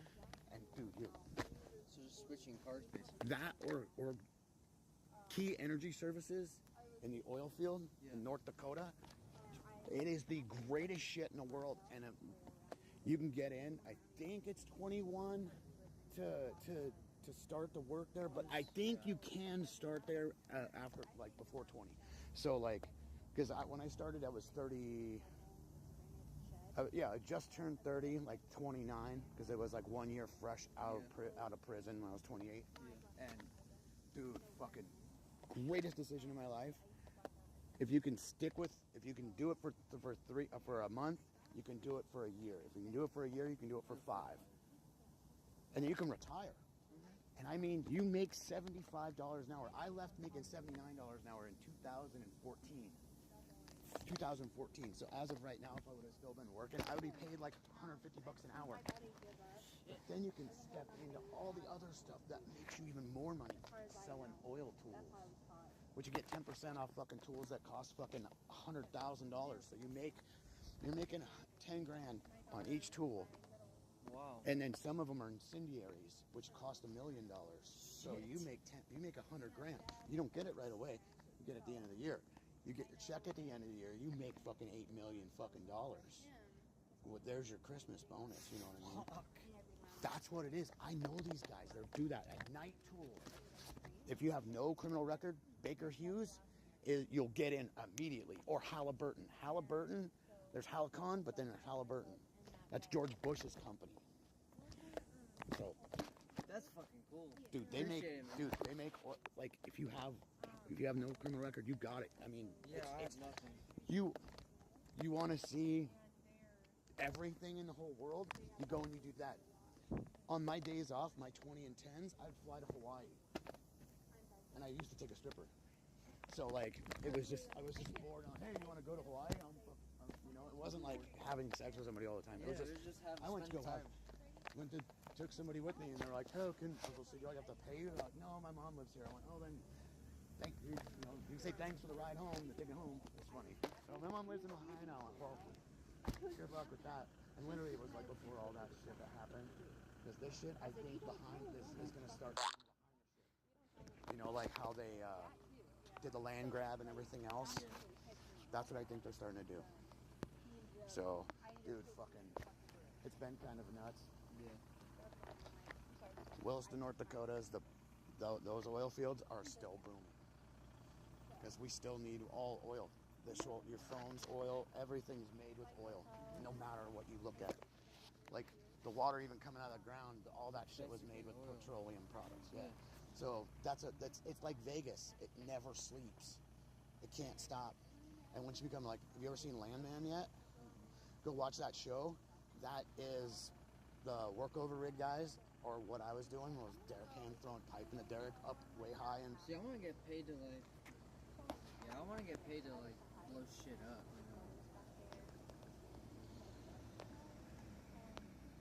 Yeah, you can get into the incendiary part. You can get into the wire line where they blow up everything and shit. That's what I want to do. Yeah, dude. Travel around the world and blow shit up. Remember the dude in the vehicle? Yeah. How he would stare me down? He wouldn't leave me the fuck alone. This is a job. Let me see. Hey, what happened? Scared? Huh? I feel safe.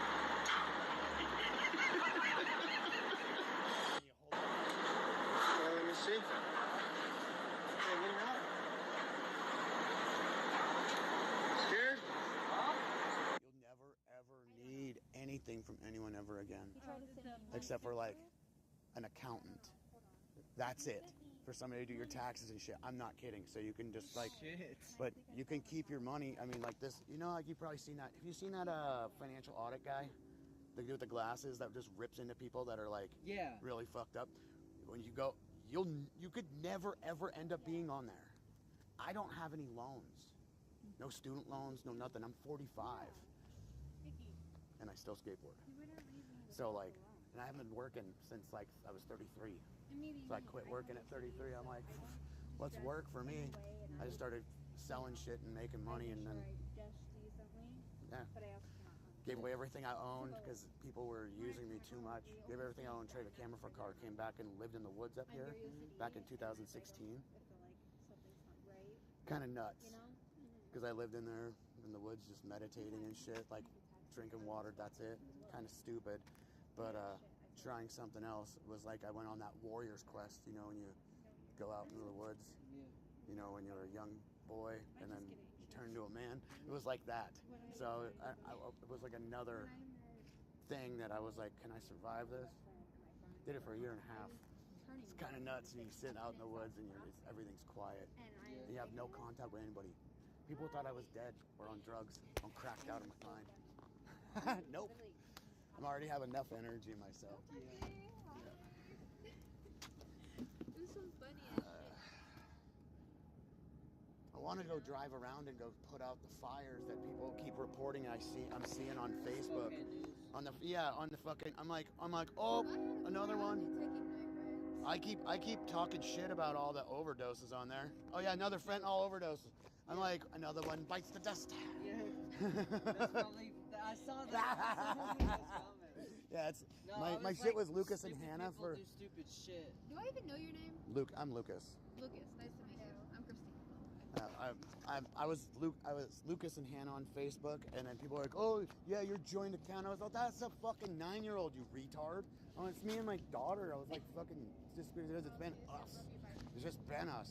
Yeah. So literally, like my little sidekick that knows, she's like a little weird scientist. It's so funny. I haven't let her see anything about Rick and Morty or nothing like that yet. So, no offense, but you look pissed. You know. You're like. She's going through all tons of array of emotions. She's just going through arrays of emotions with different things. You're fine. You look pissed. I'm like, oh shit. Am I in I'd be trouble? pissed if fucking I'm breathing in this shit. I have a resting bitch face.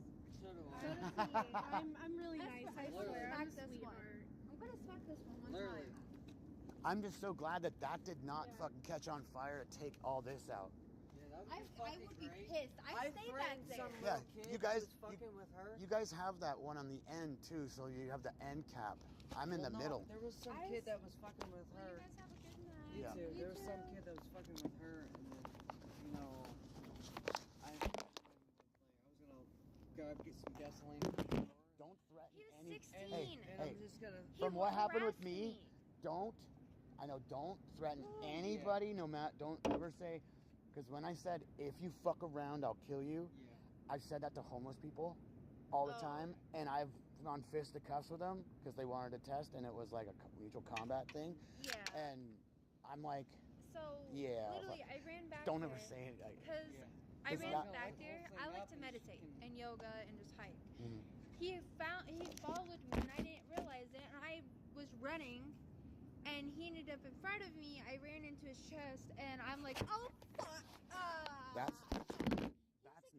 She gets the nervous laughs. There's some weird people that go back. Most of the that's people why I that go don't want around her the back back there of no the more. corner over there. I wanted to turn that all into a garden. I had plans to go. I drew everything out for a garden back there. I have everything for a garden that I could make a garden here.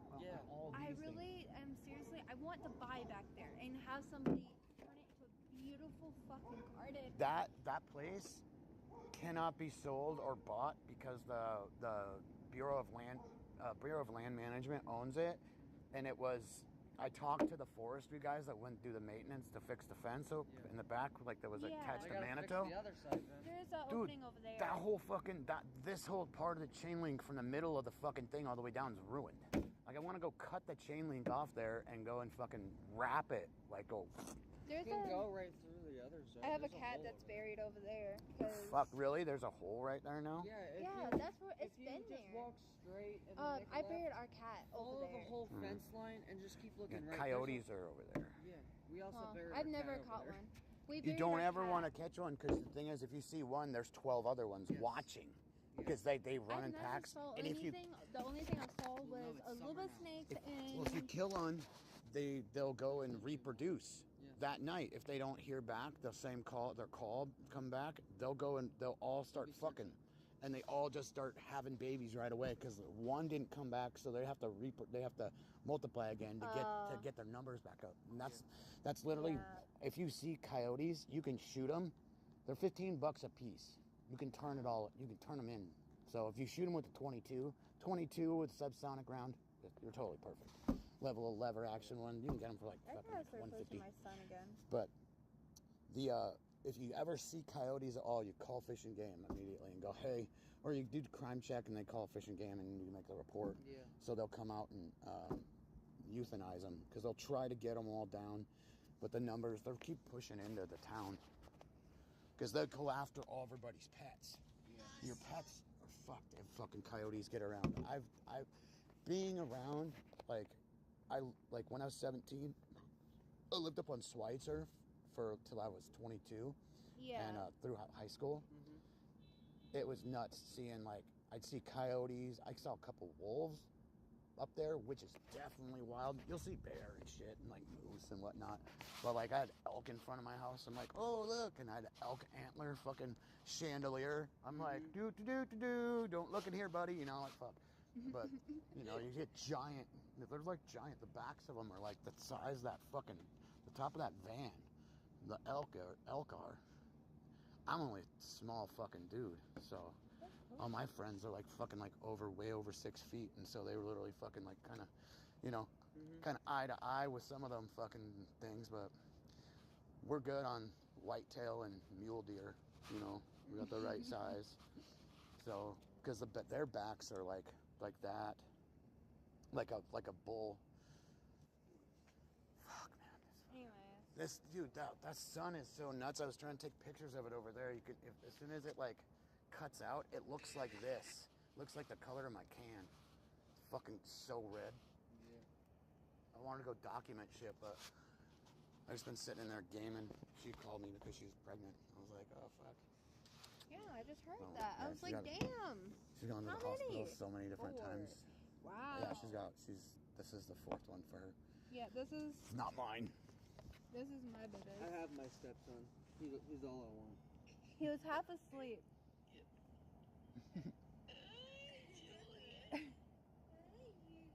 And it's almost out like a light, and he falls back to sleep. I'm like. The greatest thing I've found is getting.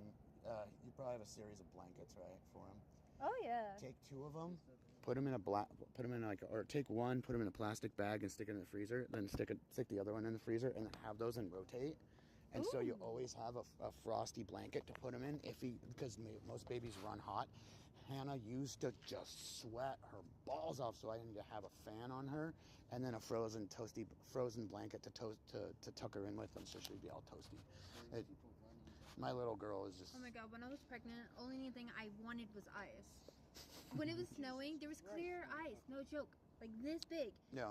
My mother and him went out of a bucket and got each and every one of them, and I was gone in 2 days. Do you know that they have the craziest fucking business that people that just sell ice cubes? Oh my god, Wawa's. Remember that? That and also boil. 5 in the fucking morning. Honey, I need to grab the Wawa's ice. If you go and get ice, if you go and make ice balls and then spin them and make them fucking super awesome, you can just set them in a little thing and sell them for $15 a piece to bars, and the bars charge $45 to $60 for their fancy drinks. So that's literally where they get their money back at. So imagine you're just selling free water to some asshole for $15 a piece. Damn. It's just like boiling seawater. I go around and take pictures of cars. I'm thinking about just turning them on. You can take all your photos and shit and put them on a thing to where you'll get money every time somebody uses all that.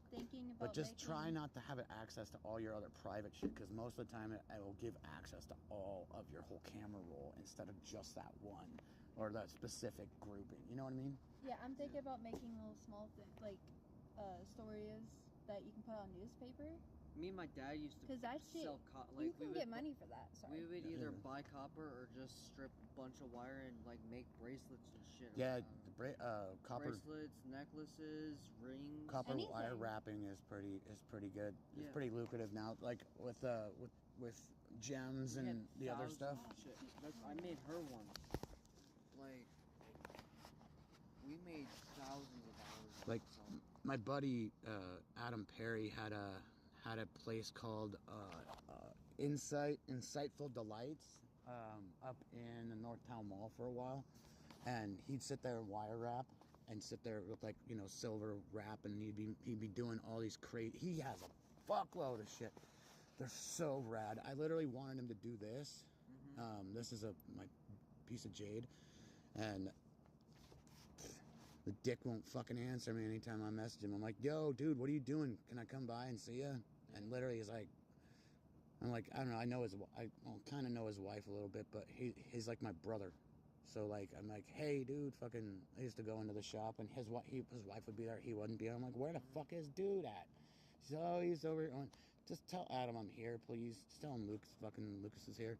Yeah. And I'd sit there and talk with her for like 3 hours with Hannah in the stroller and shit, and I'd do my little baby stuff with Hannah, and I was waiting for him to come by so he could see me and Hannah and shit, and a fucking douche wouldn't show up. And I'm like, you're a fucking asshole. Then he shut down his shop, and then I was there when he shut down to help him move a couple things. But like, that was the only time fucking. Yeah, I was like, hey, probably dude. was going through something or something. No, he's always on. He's always on. Like, his head's in another place. Like, with all these other people. So, when you have friends that you kind of grow out of a little bit. I kind of grew out of him a little bit, just because like how him and his cousin seem to be kind of douchey assholes in a bit. Have you seen Cannabis Kid, the movie, the weed movie from the Kingpins of Coeur d'Alene? Those are all my friends. So like, my friend Blake, and fucking Blake Parsons and Adam fucking Perry, Adam Parsons, like. Yeah, I hung out with like Topher and shit. Topher literally got to hang out with like my little one for one day, and I went to go sell his. He had a Ducati 996, and then this crazy 1100R, and then this crazy fucking blower motor that was sitting in Vegas in an all storage in an intercooled storage area. They put those cars in like the climate controlled shit. That's what he had for climate controlled storage for his fucking shit. And so I was selling his bikes and shit, and then dude got murdered at a bar over there on, what up? Just dealing with the smoke. It was looking like Mount St. Helens. Yeah, dude. Get inside. Get inside, and it's nice to meet you. Yeah, this shit's not. It's nice to actually clear the air though. No, yeah, this shit's not good to breathe. Yeah, I'm feeling it in my throat. Fuck. My car was clean before. I parked it in front of the sprinklers. Yeah. Hi, dude, Boopy. Hey. What's up? How's your leg doing? I sorry, your ear. I sorry, your ear, buddy. Go to his ear. He's a good boy. With him. He's like, He's a good boy. Hi, you puppy. Ruff, ruff. Hi. Hi, the little one. Yeah, just waiting to move out. This Marabou Commons thing is $11.60, and it's right there.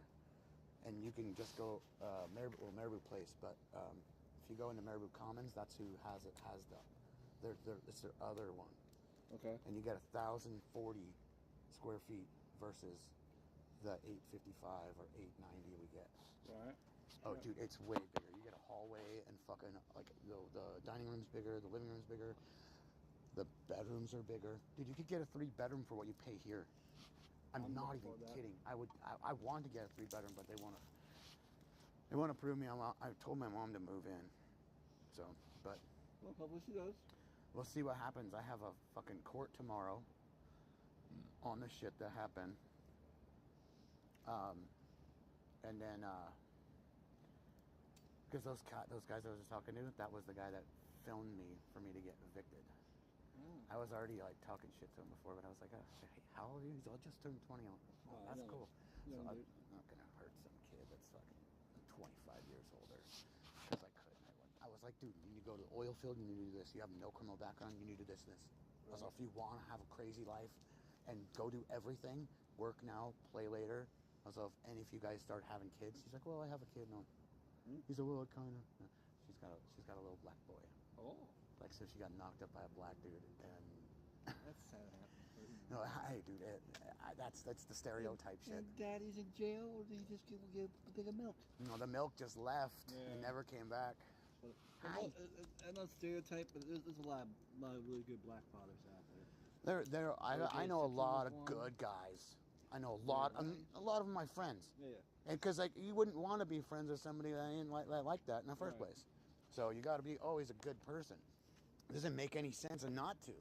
Right. Like you know how fucking better it is to be happy and shit than it takes show to me your friends and than I'll it show you takes what person you are. to be negative or anything like that. Like so, like that's why people when you see if you're ever talking to people and you see like the kind of like the lines in their face and stuff, it's because they've laughed so hard and had like those joyous moments. Good life, yeah. And that's why those crow's feet are there. That's why all that. Those are happy lines. Those aren't like hieroglyphic lines that are gonna fucking like make you old. Crackhead. Yep.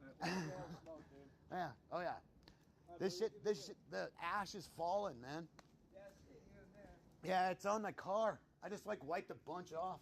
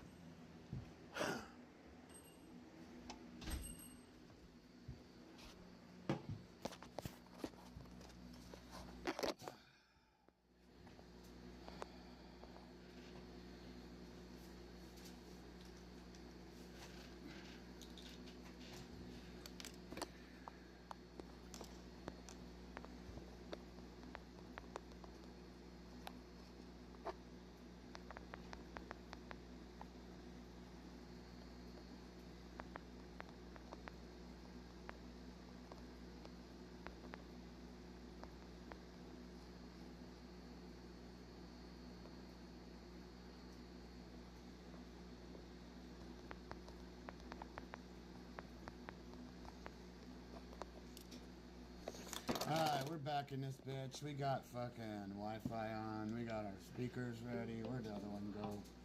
I don't see the bitch. Did it fall? That's right.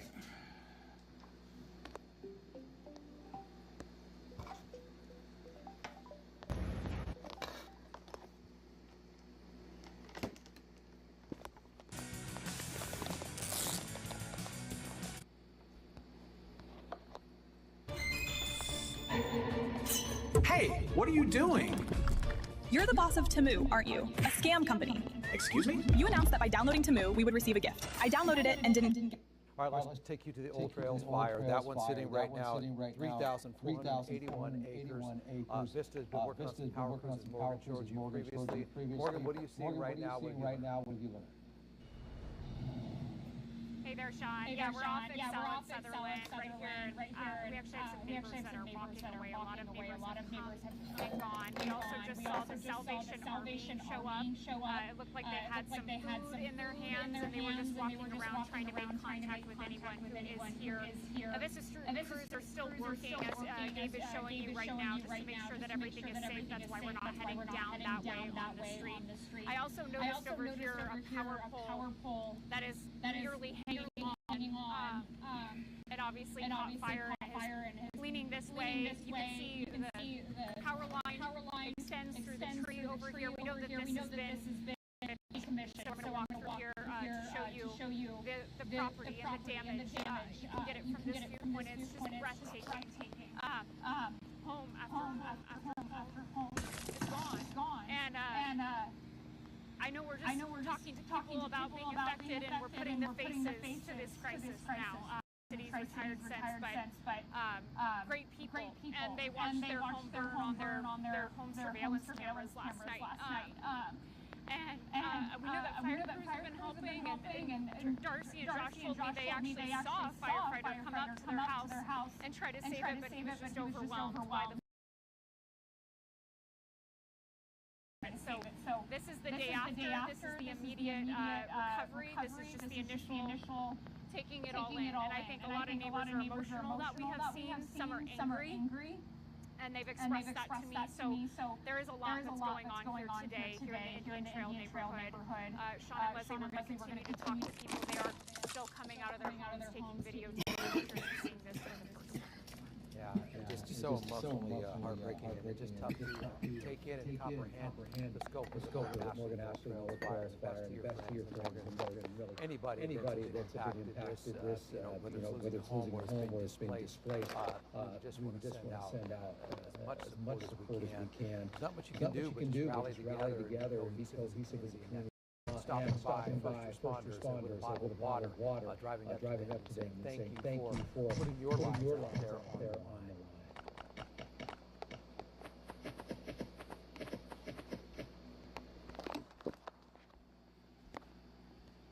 Yeah, get them water trucks out there. The best way to clean your liver after 30 years of eating crap food, it ain't lemon water, it ain't no fancy celery juice cleanse. Let's move up to the north and west of their Suncrest area, the Autumn Lane fire, large in size itself, 3,300 plus acres, Corey Howard continuing our team coverage. Good evening, Sean.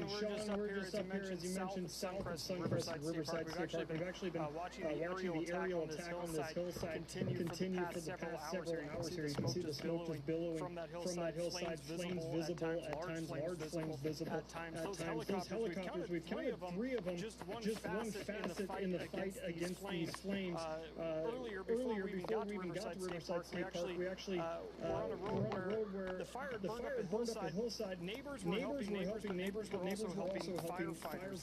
They were bringing in water trucks, farm trucks that had tanks of water in them that they could spray down to the hillside to extinguish any hot spots. And we talked to several people who said, I'm just out here doing it because this is what you do. And one of those gentlemen we talked to said, you guys really need to find these two teenage boys who've been out here for 40 hours fighting these flames. And we searched for a long time for these boys. It almost became a personal mission to find them, and just as we're about to leave, we see Isaiah and Elijah go roll up, and we had a chance to talk to them and ask them why they're out here doing what they're doing. Fighting fire. Why? Well, we were actually up in Rice. We had to move 100 some goats for the lady up there because the smoke was getting too bad. And then we came back because my mom was freaking out. Took a little drive, found the fire, found people fighting it. Went home, grabbed the tools, grabbed the water tank, and then came back.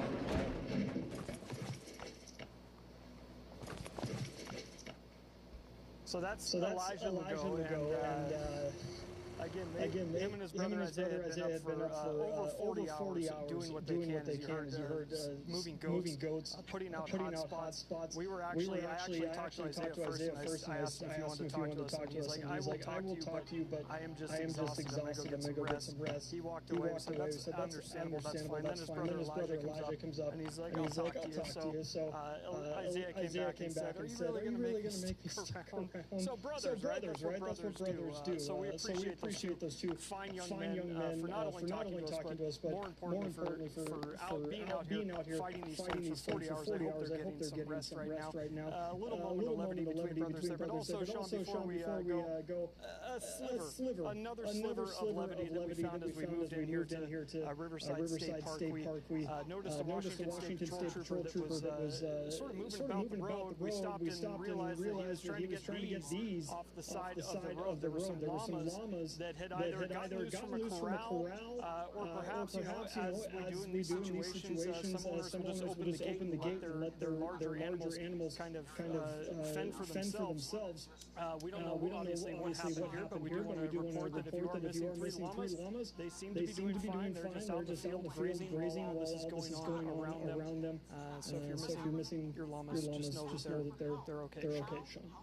Corey, you know what? We needed some levity. I appreciate the brother's story. I'm sure when he came into work, he didn't think he'd be chasing down two llamas. The Spokane area complex fire.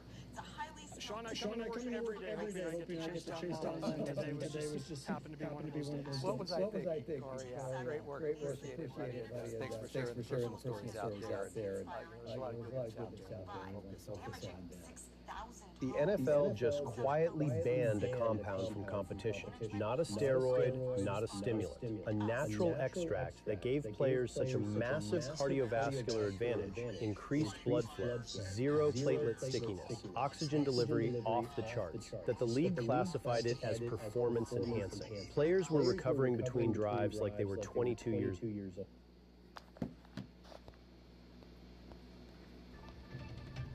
Well, hundreds of people, as we told you, are right now evacuated. They're staying at the Spokane Convention Center. Rachel Turcotte joins us live from there with what she is seeing. Hi, Rachel. Hi, Sean. Yes, I'm at the Spokane Convention Center right now talking to impact residents by this fire. And I'm actually joined by 6-year-old Hayden right now, whose home was impacted in these fires. Hayden, can you tell me about why you're staying in a hotel right now and how this fire is making you feel? Well, I'm staying at this hotel because part of my house broke down because of the fire. And I'm really scared and sad about the fires because I feel like my house is going to burn down. And you told me, Hayden, that your dad is a firefighter. Can you tell me how it makes you feel to know he has played such a big role in helping serve the community? It makes me really happy that he does it. And I love the job he does. That's wonderful. And Hayden, you're here with your little brother and your mom. Can you tell me what your plans are for tonight and what you're most excited for now that you're just back with family? I'm have a balloon party in my room and do like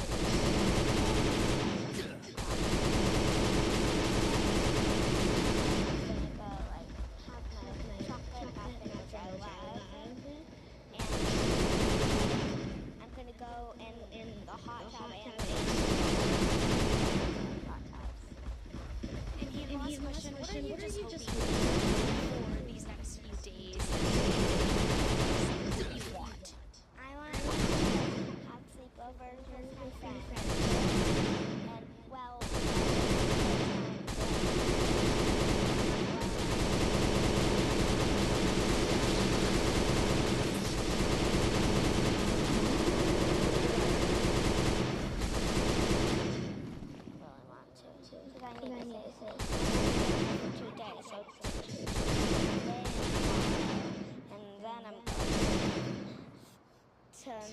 not tomorrow, but the next day I'm going to Sandpoint for 2 days.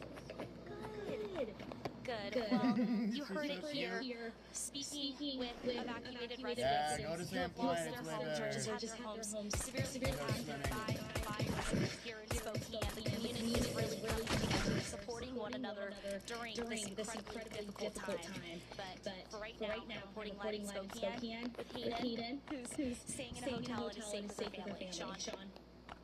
As a mom of 4, I've learned that every child learns differently. If you're exploring different education options, K-12. Speaking of rallying around, we have city leaders. In fact, Dr. Adam Swinyer from Spokane Public Schools joining me now via Zoom. And we understand that you're trying to take a little bit of the responsibility off parents that might need a break with some supervised day camp for students. Dr. Swinyer, what are you doing? Yeah, well, we're trying to do our part to support our community. We know that we have hundreds, thousands of families that are looking for places to stay, that are doubling, tripling up in homes. I heard an example of 3 families, and 7 dogs, and so we know that we shouldn't have that many dogs. Supporting that. So we're going to be offering a day camp experience tomorrow. Shadle Park High School starts at 11. We feed kids, elementary, middle, and high school. We want to have a place for kids to go, get them out of those homes, give them a little space. And we also know that parents are trying to sense make, and whether they're trying to figure out what's going on with their home, or they're just letting people know they're safe. So we're trying to play a part in supporting the community. The specifics, stay with me. Thank you for making time and sharing this. Children ages 4 and older, it's from 11 a.m. to 3 p.m. Shadle Park High School. Free cost, lunch will be provided as you outlined. Is it one of the things that stands out to me, putting the kids around other kids and letting them just be kids, because for them, even as adults, this is scary to kind of process what we're dealing with kids. There's that fear factor. There are other kids that laugh. Fear factor? What a great thing. Fear factor, huh? Yeah, absolutely. I mean, we know this is a traumatic experience for everyone, particularly kids. I had a family at my home last night, and, waiting around to try to get some word. It's traumatic. And you're right, getting them together, getting them moving, playing, some sense of normalcy is really important right now. We provide that today. Spokane Public Schools will look ahead to this weekend. We're already talking about what type of needs there may be for cooling centers for the community. So, this is a time when we all have to pull together, and the school district is trying to do their part in that. Dr. Swinyard, I do want to pivot off the camp. Thank you for outlining what is happening, and that is again tomorrow. Just big picture, as you were watching this and evaluating this as the leader of Spokane Public Schools, how concerned were you for your facilities? Did you have any reports come back that some were at least damaged or had any type of impact at all?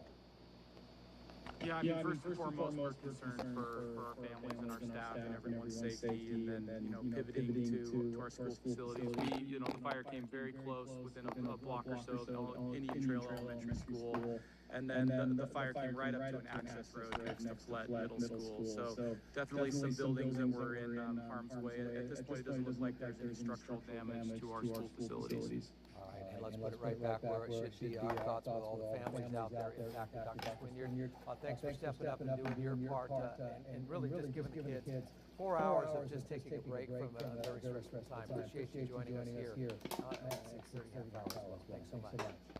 Thanks, Sean. All right, take care.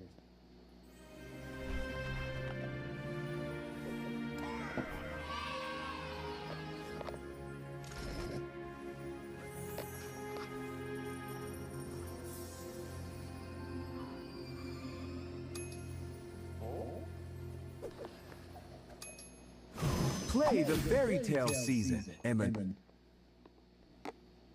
Hey there, Sean. Sorry about our service earlier. It's been disconnecting out here quite a bit, as you can imagine. So, Vista Crews have moved now further down the street, and I want to show you a viewpoint we haven't seen yet, just because we wanted to allow them the room to work. Looks like neighbors walking down the street, and as they were passing by, you could hear them crying. So, this is tough. Just the destruction is wild. I mean, you just talk about this street, but it looks like it's actually beyond that, because I can see chimneys further out as well. So the sister is still here trying to make sure everything is safe. I spoke to a sister and brother earlier, Aiden and Paige Klein. They actually live up at West Sutherland Place. Their parents live there. Aiden was actually home at the time of the fire. He was in the basement of their family home when this all started, and he told me he started to smell smoke. He said that didn't really alarm him, obviously, with the air quality that we've had lately, but then he started to see the smoke come through the vents of their basement. He actually rushed upstairs to see the entire field that's on the side of their house on fire. He told me he grabbed his cat, the dog, and he was out of there. He added that he was emotional when he was driving away, trying to call his family members as quick as he could to tell them to drive the other way and not come home. I don't know who came and saved our house, but thank you to whoever went for his fire truck. I know they had planes, helicopters dropping water, so I'm just very grateful for whoever was able to get out here and help us out with that. This is all dead grass. I'm like, it's going to be the first one to go. Like, there's no way that our house isn't the first one down in this neighborhood. And for some reason, someone was looking out. They feel very thankful to still have their parents home standing, but they did say a good friend of theirs across the street did lose their home. And in that particular part of this neighborhood, it seemed like it was almost every other home. There was a cul-de-sac that had every home gone except for one standing. So you can see all the trees behind us, the beautiful Pacific Northwest that we love. And the fire has ripped through these trees and has conquered this street behind you, Sean. Conquered, huh? Using strong words there, like. Many of you asking about 5 Mile, if you can get back there. We're told that won't happen tomorrow. They're not going to let you through on the 5 Mile Prairie. But Morgan is in northwest Spokane, near Northwest Boulevard, and Morgan just complete destruction behind you. Yes, complete destruction. And Indian Trail also an area where you're not able to get through a barricade. So we did try to go further north. We can't do that. We just want to be safe and of course respect those boundaries. But you can see behind me, this is a home on Sutherland here that has been just decimated. You have multiple fireplaces still standing. I see hot spots. They have a pool in their backyard and water actually squirting out over here as well. In the distance, if I'm looking through the trees, Sean, you can see burnt cars. I can see more burnt homes. It just goes and it goes and it goes. This entire street has just been completely destroyed. If it's still out here, I just actually took a look at their outage map just to see if, maybe there was an update there. It just says assessing the conditions, understandably, right? That's exactly what they're doing right here. We're not too far from Indian Trails Elementary School. I have a college friend who her parents actually live not too far away, and I messaged her and asked her what street do they live on because they did lose their home. She said Skyline Drive, their entire neighborhood was at Tiffany and Crosby Court. So we're thinking of you guys. There's a lot of families that are just discovering that they have lost everything that they own. Sean, back to you. So hard to hear, really hard to comprehend how the scope of the damage and the aftermath of that fire. The fire's still burning. This pick of the litter really wanted to see. You said it was too expensive. So for the back-to-school sale, we in. Let's check in with Morgan after the Old Trails fire, where there's tremendous amount of destruction there. I have a little trouble with Morgan's signal. Let's take you to Bradley and the Fairview fire. Forward progress stopped on that fire that was announced today. Yeah, so that's some great news, Sean, but of course, obviously the fire is still burning, and we've got fire crews from across the country here in Spokane right now, and I'm at Spokane High School, and I really want to give, we found good news. So volunteers from across our community have come together to feed the firefighters. I want to chat with you. You've been here all day. What have you been serving?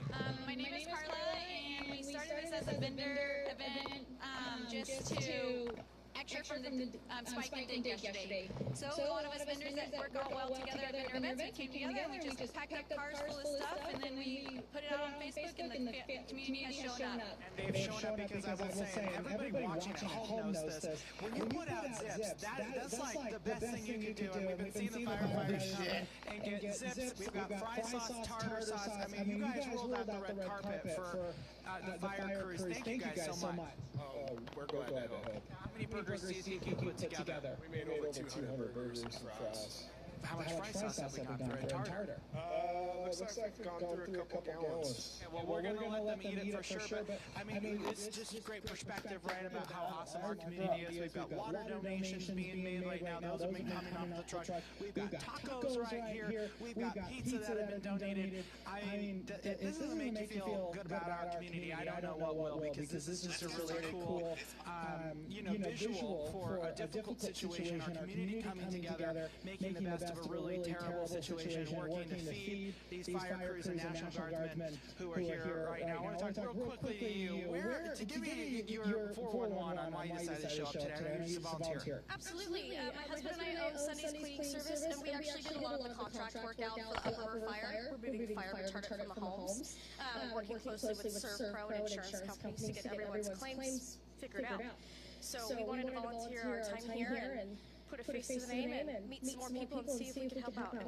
All worth it? All worth it. Again, I mean, we say this all the time, right? Bad things happen, but Spokane, our greater community, shows up, and I don't think we can paint a more more visual picture for just exactly that. So Sean, a little bit of good news in a tragic day, of course, Fairview Fire that we've been following, 1,000 acres roughly, forward motion stop, but of course evacuation levels remain in place. But good news, the community coming together like it always does here at Mount Spokane High School. Reporting live from Mount Spokane High School, I'm Bradley Warren, Top Local. That is a... Most home buyers aren't losing out on homes because of the market. They're losing out because they're not ready. Slow responses, weak offers, and no real strategy, and that's the difference. Hundreds of people right now are at the Spokane Convention Center. Many of them still don't know if they have a home to return to. Let's take you there to Nonstop Local KHQ's Rachel Turcotte, who has been in communication with the American Red Cross. Rachel. Yes, Sean. Well, I'm at the Spokane Convention Center right now, where over 400 displaced people from the Spokane area fires are staying, and they don't know if they'll be able to go back to their homes tonight or the following nights. And I also got the chance to speak with a local face painter today who was here giving out free face painting. Julie Bean is the owner of Sparkle's Face Painting based out of 9 Mile Falls, and she was here earlier. She actually had a booth at the Coeur d'Alene State Fair, and she packed up her bags and headed here to the convention center when she found out from 9 miles. so She's already many going to be there. evacuated residents. What? I couldn't see myself in Coeur d'Alene making money while so many of my friends and neighbors are going through a crisis, perhaps the worst time in their life. I was imagining all the children displaced and worried and not know what's going on. So I thought, I'm going to go down to the Spokane Convention Center and see if I can bring a little sparkle back into some of these families' eyes. And she tells me that the kids were very excited to receive a free face paint during such a difficult time of uncertainty. And she says even if it was only one family that she brought Sparkle to, it was worth it. Now, Sparkles tells me she's not sure if she'll be back here again tomorrow because she has her own family to help as they are displaced as well. But she says again, she was very grateful to be able to help those dealing with grief and uncertainty today. Packed up her bags from the Coeur d'Alene State Fair to do so. It's people like this who make an impact when there's such great uncertainty and grief happening. That the little small things like that can really make a difference, Sean. Obviously doing what you can and bringing a smile when you need it the most. All right, thanks very much, Jason.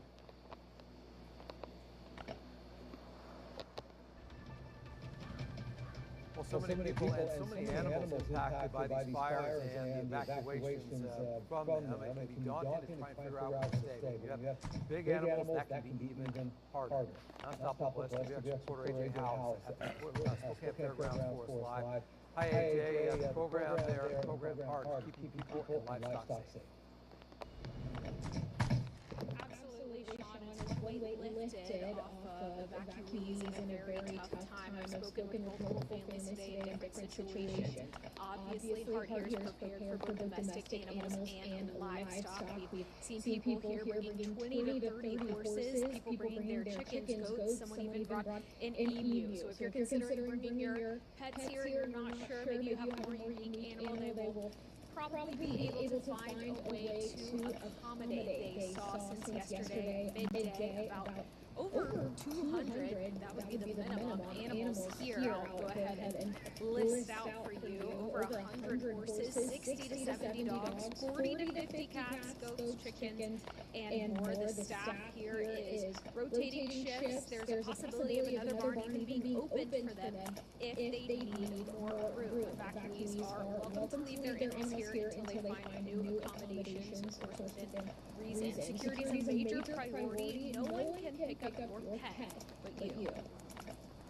We do encourage the animal owners to stay constantly involved with their animals. So we like if we prefer it if they can come back and feed their animal and walk their animal or do whatever the animal needs for its own comfort.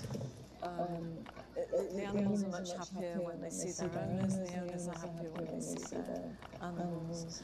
And also it takes the pressure off our volunteers.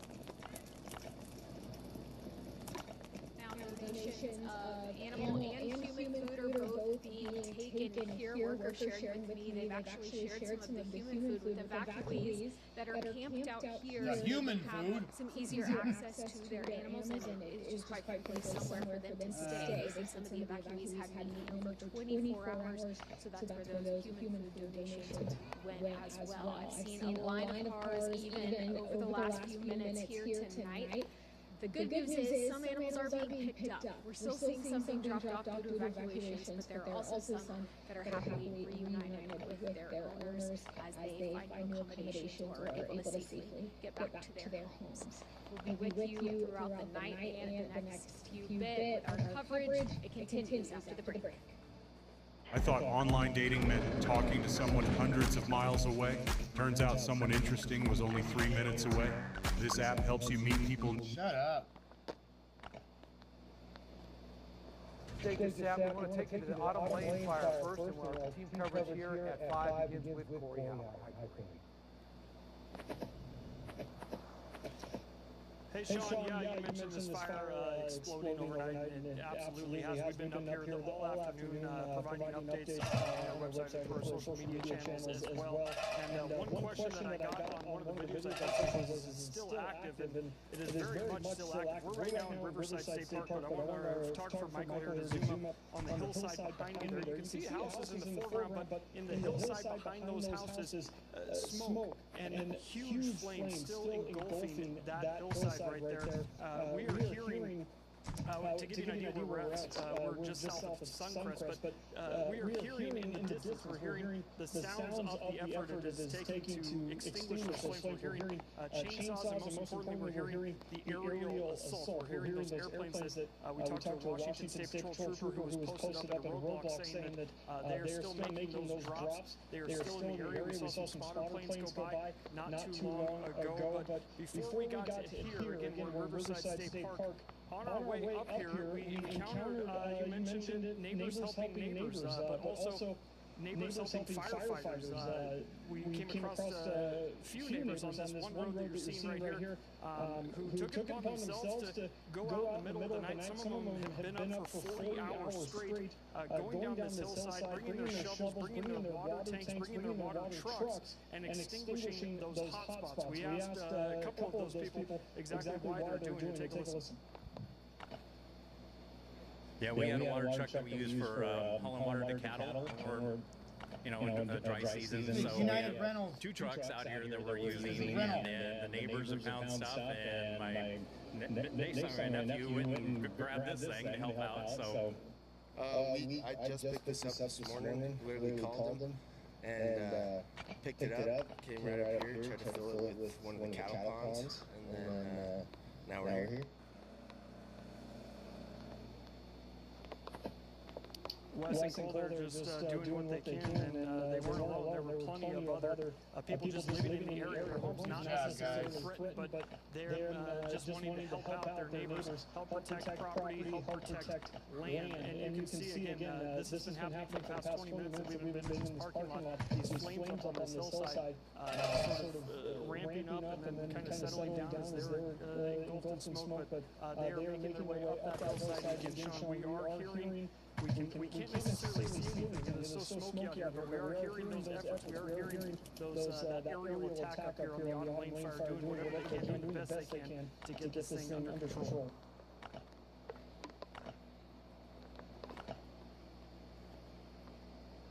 If you're anything like me, you're tired of the same one-chord backing tracks. Someone recently showed me how you can generate your own backing tracks in any style. Moments ago, we saw thick black plumes of smoke coming up from this edge of the fire. If you know where I am, I'm on Northwest, on the Northwest Boulevard here. You know where the Lutheran church is, where those couple of cafes are, and then you make that turn onto this open area right above the river. We're standing in a spot where you could stand out and see the river. We're above the power plant.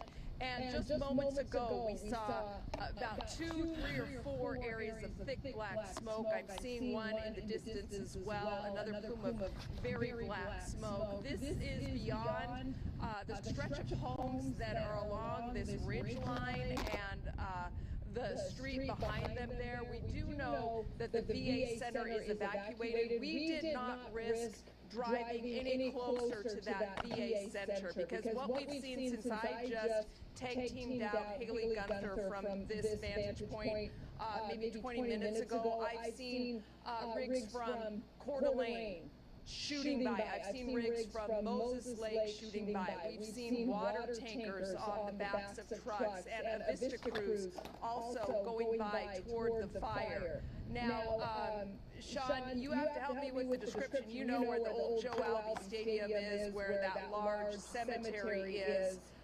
Not sure where Joe Albi is, but that's the area, that's toward the area that I'm looking. I don't know where the fire line is, but it's to the north of where I am standing. As far as the air support, helicopters are dropping down below my vantage point, dipping out of the Spokane River. There's been two coming our way, but I see off in the distance, which would be the southern flank of the fire, I see a third helicopter down that way as well. I haven't seen any aircraft above the homes that would be on the eastern flank of this fire. Now, there are people here along the ridgeline and along the street. Go ahead and give me your name. My name is Rayleigh Fry. And Rayleigh, what have you been seeing here today? Me and my friends were just playing outside, having fun, and then the smoke just comes encountering on us. So we drove here, and now we just have to watch our town catch on fire. It's really scary. Okay, thank you for coming over to me. I don't want to get you far from your guys' dad, who's just beyond the camera here. Thank you for describing, what you've been seeing and feeling today. We appreciate you guys. But again, everybody, just a massive response coming along the ridge line here from Coeur d'Alene, from Moses Lake, from Avista. And I'm seeing the helicopters dip into the Spokane River here. Sean, I'll send it back to you. I'll try to talk to some more people here and get more information on my flank of the fire. But right now, reporting on Northwest Boulevard above the Spokane River, I'm Heidi Miley, Nonstop Local. Heidi, thank you. And Heidi is just south of Wellesley. If you go north of Wellesley, take a left. That's where the old Joe Albi used to be. Obviously, the new school is there. Cemetery, it's behind the old VA Medical Center. Moved over to Leslie's weather map. I really want to highlight these boundaries. These are super important right now. As you can see here, 9 Mile Falls area, that's the boundary. Come down here, this is 291 corridor there, and this is Francis that they're using for the evacuation route. And then you have the Division corridor coming right up this area here. As you can see, Town and Country, that area, that neighborhood, and then if we move over to this way, this is Airway Heights. This is the origin of the fire. Started down in here somewhere, the winds fueled it, sent it to the north and to the east. But this is basically where Heidi was here, Joe Albi Stadium, the old Joe Albi location in northwest Spokane, the VA Medical Center there, 291. White Merkel, which had a major event happening in there, evacuated. 291, Francis used for evacuation routes. And then it stretches up to 9 Mile Falls. You're getting up near 7 Mile Bridge, the Equestrian area along the Centennial Trail. Bull Pitcher is down in this area here. So that really highlights to you that evacuation level, what we're seeing. And we are hearing from a number of people on the 5 Mile Prairie. I want you to stop. If you know the proximity and the geography of the Spokane area and been here for some time, you're going to understand how widespread this is. I was just talking with Leslie off camera. I cannot remember this wide of an area being evacuated in my time here, and that's 30 plus years. Leslie can't either. This is a grim situation. It is on us. We appreciate the first responders that are heading into the fire right now. But those evacuations, take those seriously if you're in the evacuation zone. Lives can't be replaced. Things, items, material items can be replaced. That is the message from fire crews and first responders right now. We're hearing from a number of people, this is burning, or at least evacuation zone, from Airway Heights through Riverside State Park, jump the Spokane River, the Indian Trail Road down by the Rifle Club Range, all the way up to the 5 Mile Prairie Indian Trail.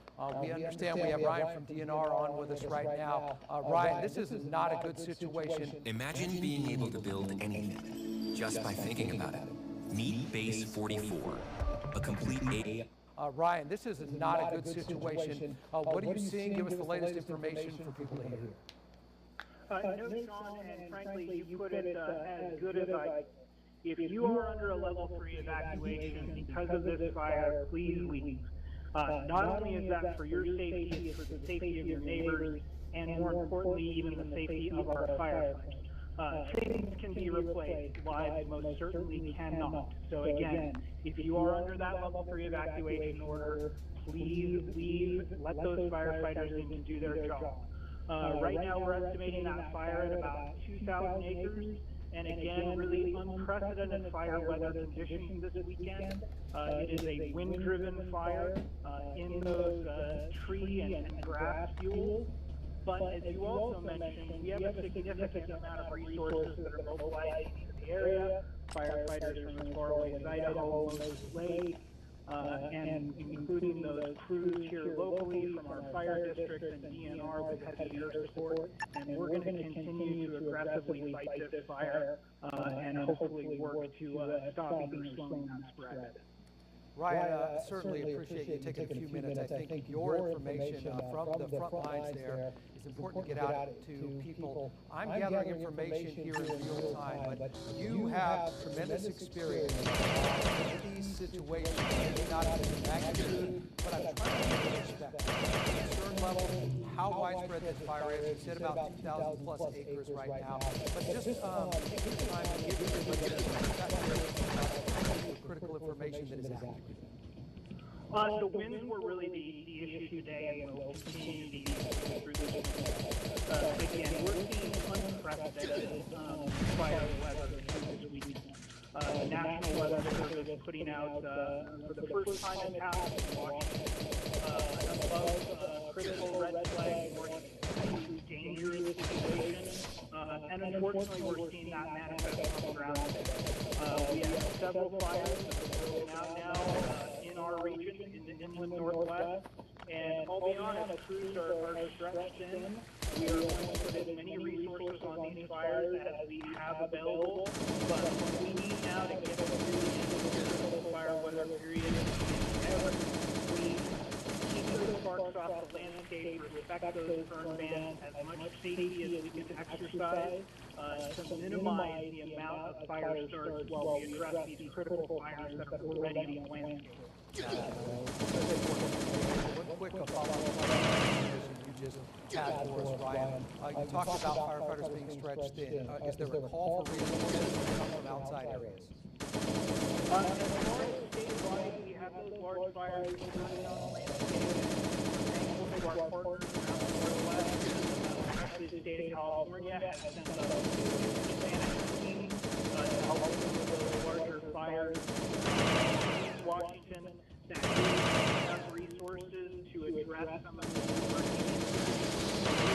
resources that are going to be here from all over the state, and it really is a team effort between all of our fire district partners, DNR, local resources, in order to get these fires under control. So rest assured that those fires are staffed with the available resources that we have on them. But again, I will emphasize that prevention method. We have critical fires that have already developed on the landscape. Please help our firefighters by being responsible, keeping sparks off the landscape, so we don't have more of these emerging incidents to address. Right, I know the time want that information. I'd like to touch back with you here periodically throughout the evening, because I think your perspective, your information is what makes time available. I'll be happy to be back with you, Sean. Ryan, thank you so much for weighing in. So that is a real snapshot of what we're dealing with. This is a widespread boundary fire evacuation zone, and it is not a good situation right now. We want to take you now to 5 Mile. Bradley Warren was on the West Plains over 5 Mile. We understand that there is a major evacuation happening there. Areas off the prairie there. Bradley, what are you seeing? You're familiar with that area. That's near your home, and you can see the traffic coming down on Quamish on the 5 Mile road behind you.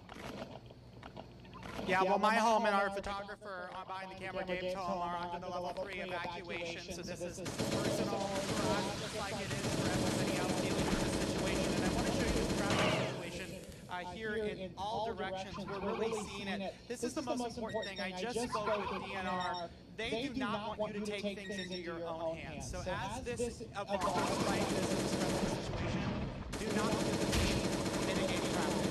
That is their job, and they are going to do that.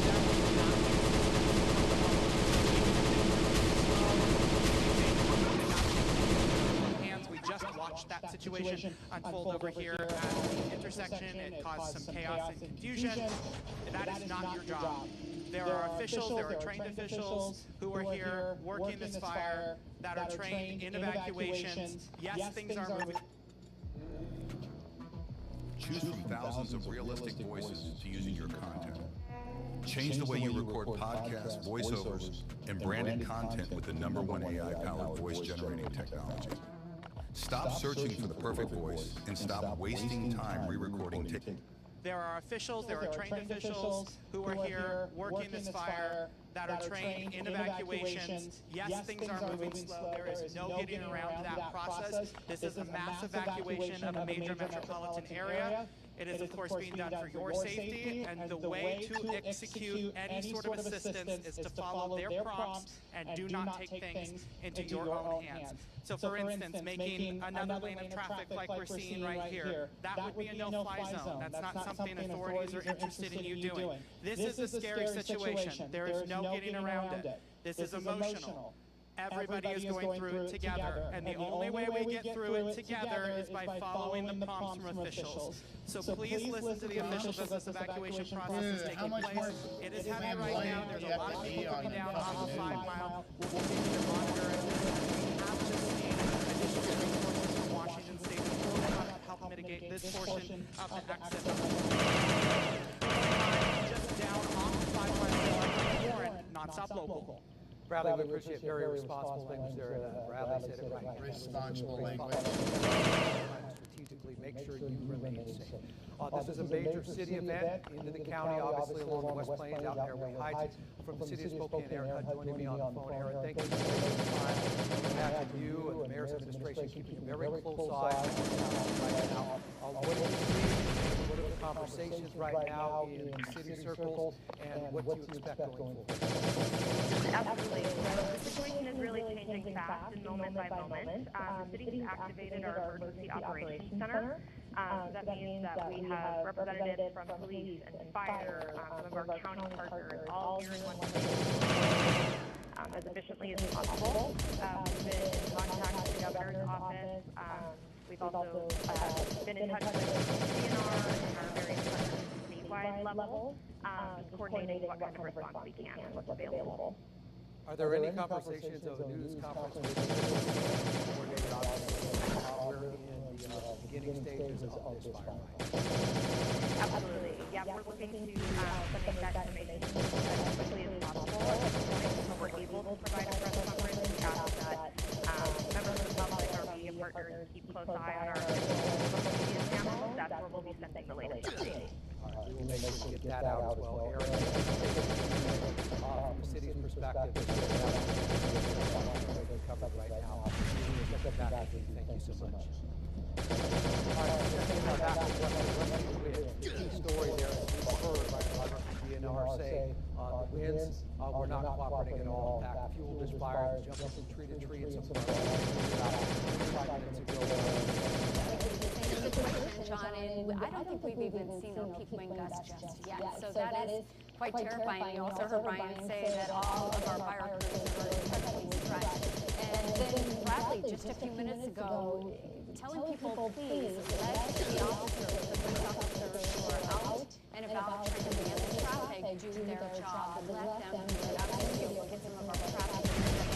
And you and I were talking a few minutes ago. This is something I've never seen before, you've never seen before. The road closures that we're seeing, the areas that are shaded in purple, those are road closures going up through 7 Mile and 9 Mile area. And then all the areas that are shaded in red, this is where we currently got our officers who are out and about. And again, closing off those roads, helping people evacuate. This is the current look right now at Ash and Francis. And you can see the police officers, again, walking down the roadways. You can see the cars coming down, trying to evacuate evacuated this time. This is also a reminder, if you are getting those evacuations, please leave them. Please get out now. What they're hoping not to do is to get any bottlenecks on those roadways.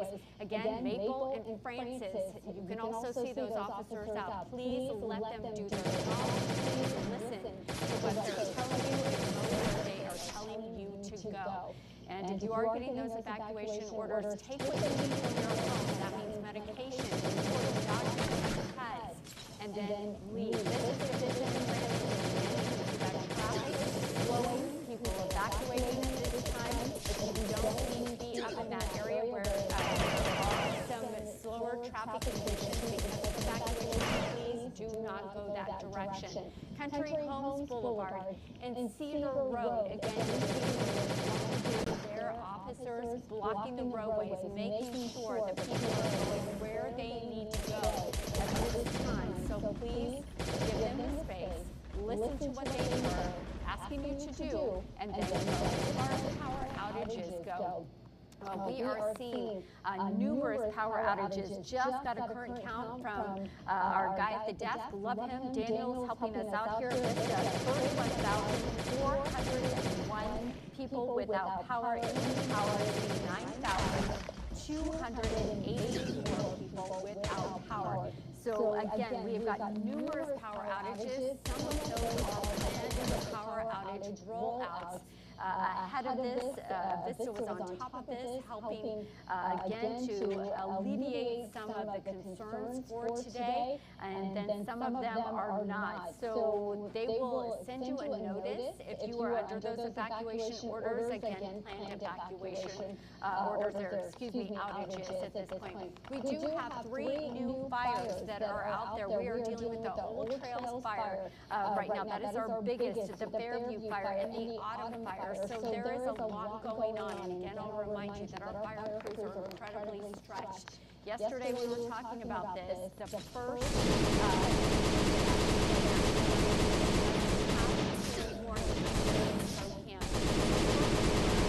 and it is actually new information to our newsroom. So again, information as you are as well.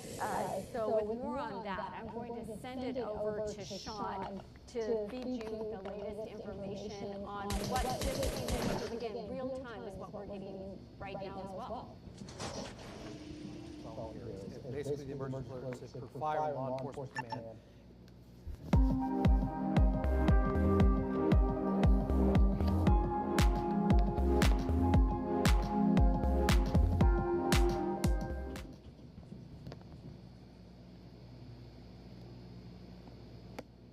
This is why you always read reviews when you're buying something online. Because I bought this motion coffee and everyone and their mother has been yapping. Ryan, are you with us right now? Heidi, I'm here. Thank you very much for having me. Obviously, we are experiencing some unprecedented fire weather conditions as we move into the weekend, as folks are beginning to see on the ground. I really can't emphasize caution enough right now. Okay. Can you go over the expanded evacuation areas on this fire? For evacuation areas, folks need to check in with Spokane County Emergency Management. Those will be available on the website. And I can't stress enough that if you receive a level 3 evacuation notice, please leave immediately. Not only is that for your safety, the safety of your neighbors, but it's for the safety of our firefighters as well. All right. And Ryan, can you talk about the state resources that are being mobilized? Right now, we have a significant amount of DNR resources on the fire, both air and ground. But really, this is an all-hands effort across the county right now between fire district, state, and local resources. And one of our reporters on the ground was mentioning that the behavior of this fire, that it is behaving more like a forest fire than a wildland fire. Can you explain what that means? So due to those extreme weather conditions that we're experiencing, what we are seeing is significant fire in the crowns of those trees in Riverside State Park, and this is very much a wind-driven fire. So crews are making an extraordinary effort to help get this fire under control, but we are seeing some extreme fire behavior due to that dangerous fire weather.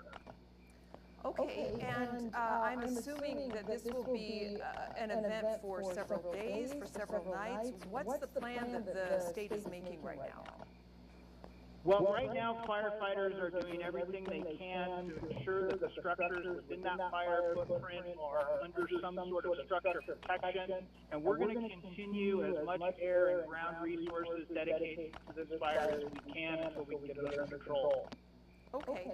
I know that we've had to go down and help Oregon with different fires that they're facing. We're getting another emergency alert here in the newsroom as you and I talk. But are we asking for help from other states, from the west side? Where is the help coming from? Right now, the help is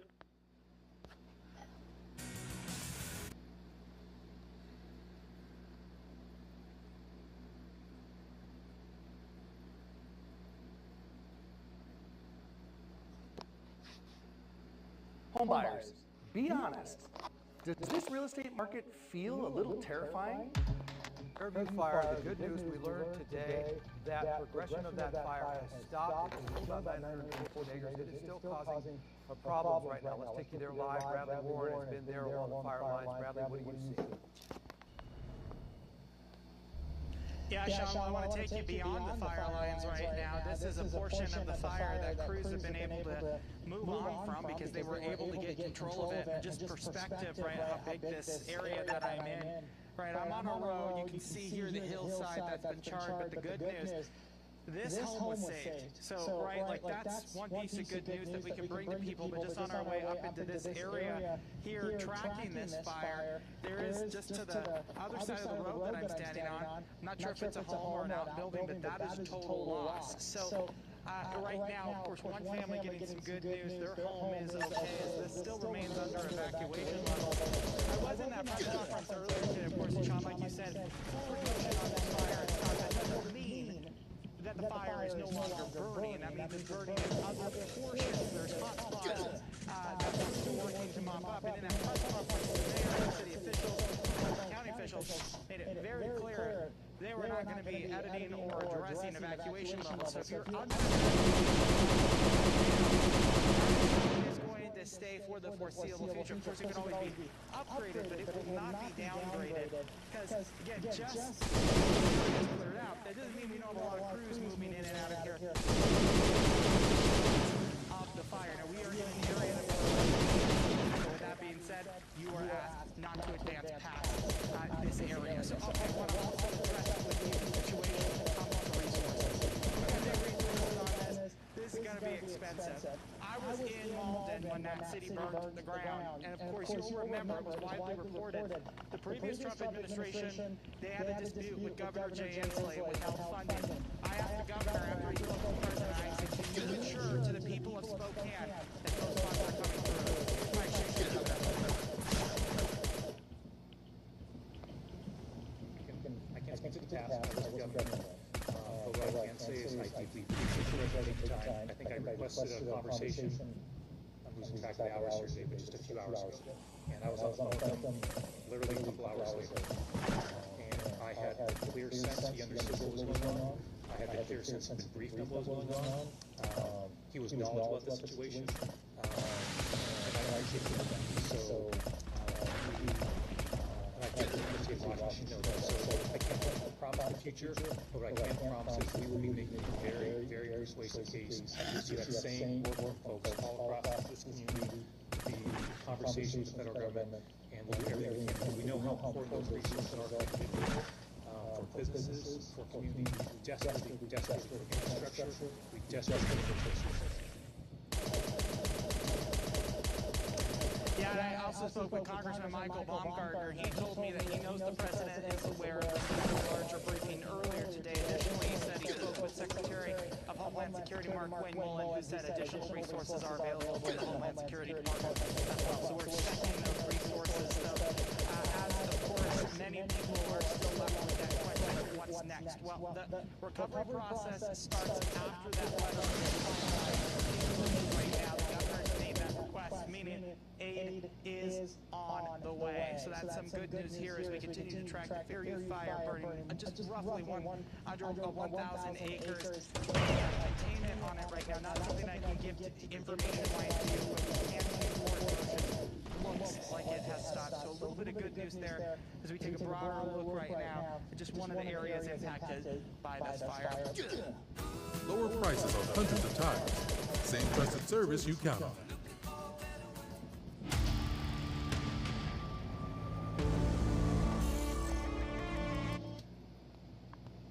Let's take you south of me, the Fairview fire causing problems. And still causing problems right now. Let's take you there with Bradley. Yeah, shoulder of the Avista crews working on some of the lines that have been charred. But the fire itself, we're in one area where obviously it is no longer burning, but the picture to my left here paints that picture of what last evening looked like. And I actually just here on this dirt road ran into two people that I went to high school with that said their house is okay. They're grateful that their house is okay, but obviously seeing this, you just get the understanding of what crews were working with last evening. And I'll just real quickly show you this. I mean, this is dry, right? Like, this is the dry condition that we keep hearing about. Couple that with wind, and that just pushes it. I mean, this is incredibly dry. Like, you can hear that, and then dust, obviously the fire's moving here. Vegetation in the area, then on top of terrible conditions, just made this a lethal combination. As crews, we've seen them continue to come through here to work to battle the blaze. There is still fire burning from what I understand, a mile, 2 miles down the road from where I'm at, but just over my shoulder, you got a structure loss. That's what so many people are coming to terms with right now in this part of the meat community. Unfortunately, the storyline is the same. Devastation and destruction. Hoping though, Sean, for some good news at some point this evening. Putting live in meat, I'm Bradley Warren. Now Sounds Local.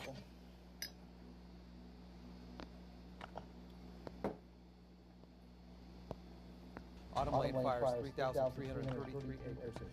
That is the scene. As far as containment, we have no specific information on those fires from the fire lines. And we're also asked about the movement of these fires. We have not been provided that, so we're going to wait and officially get it from Incident Command because they're inside these fire zones. They're evaluating in real time. So when they confirm that information, we will share it with you. Let's take you to Autumn Lane fire breaking team coverage with Corey Howell.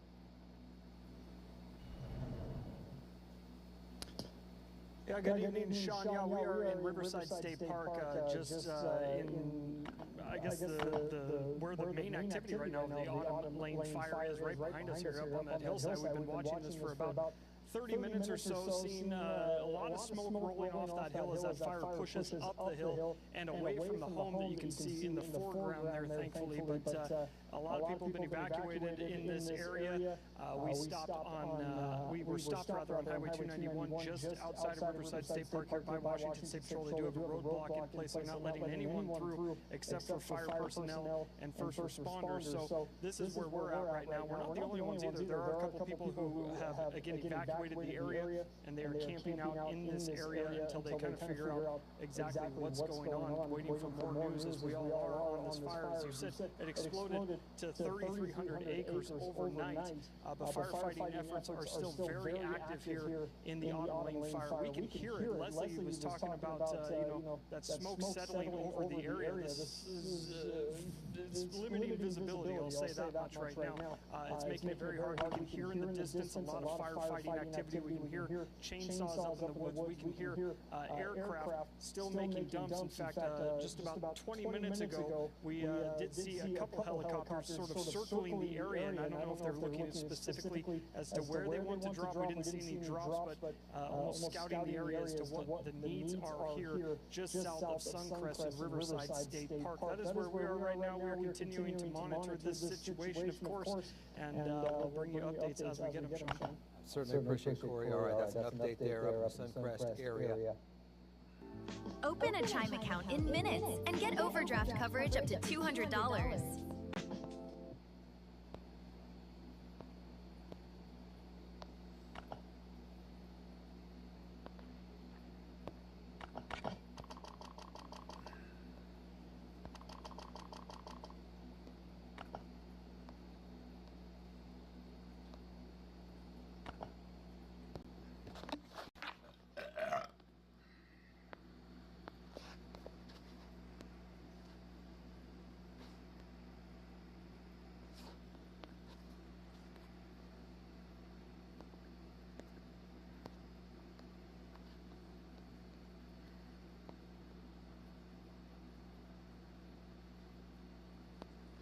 On September 27, 2024, officers were dispatched to the Milwaukee airport for a disturbance at a security checkpoint. So what are you here for? Well, we were told that there was a disturbance. A what? A disturbance. What did you say? Well, I don't know. Yeah, they're disturbing me. That's a disturbance. They broke one. They broke my fucking thing. Then I threw it. Why would I want it? If you broke it. I threw it out of my bag. I threw it in one motion. What's up, everybody? I gotta do this for a second.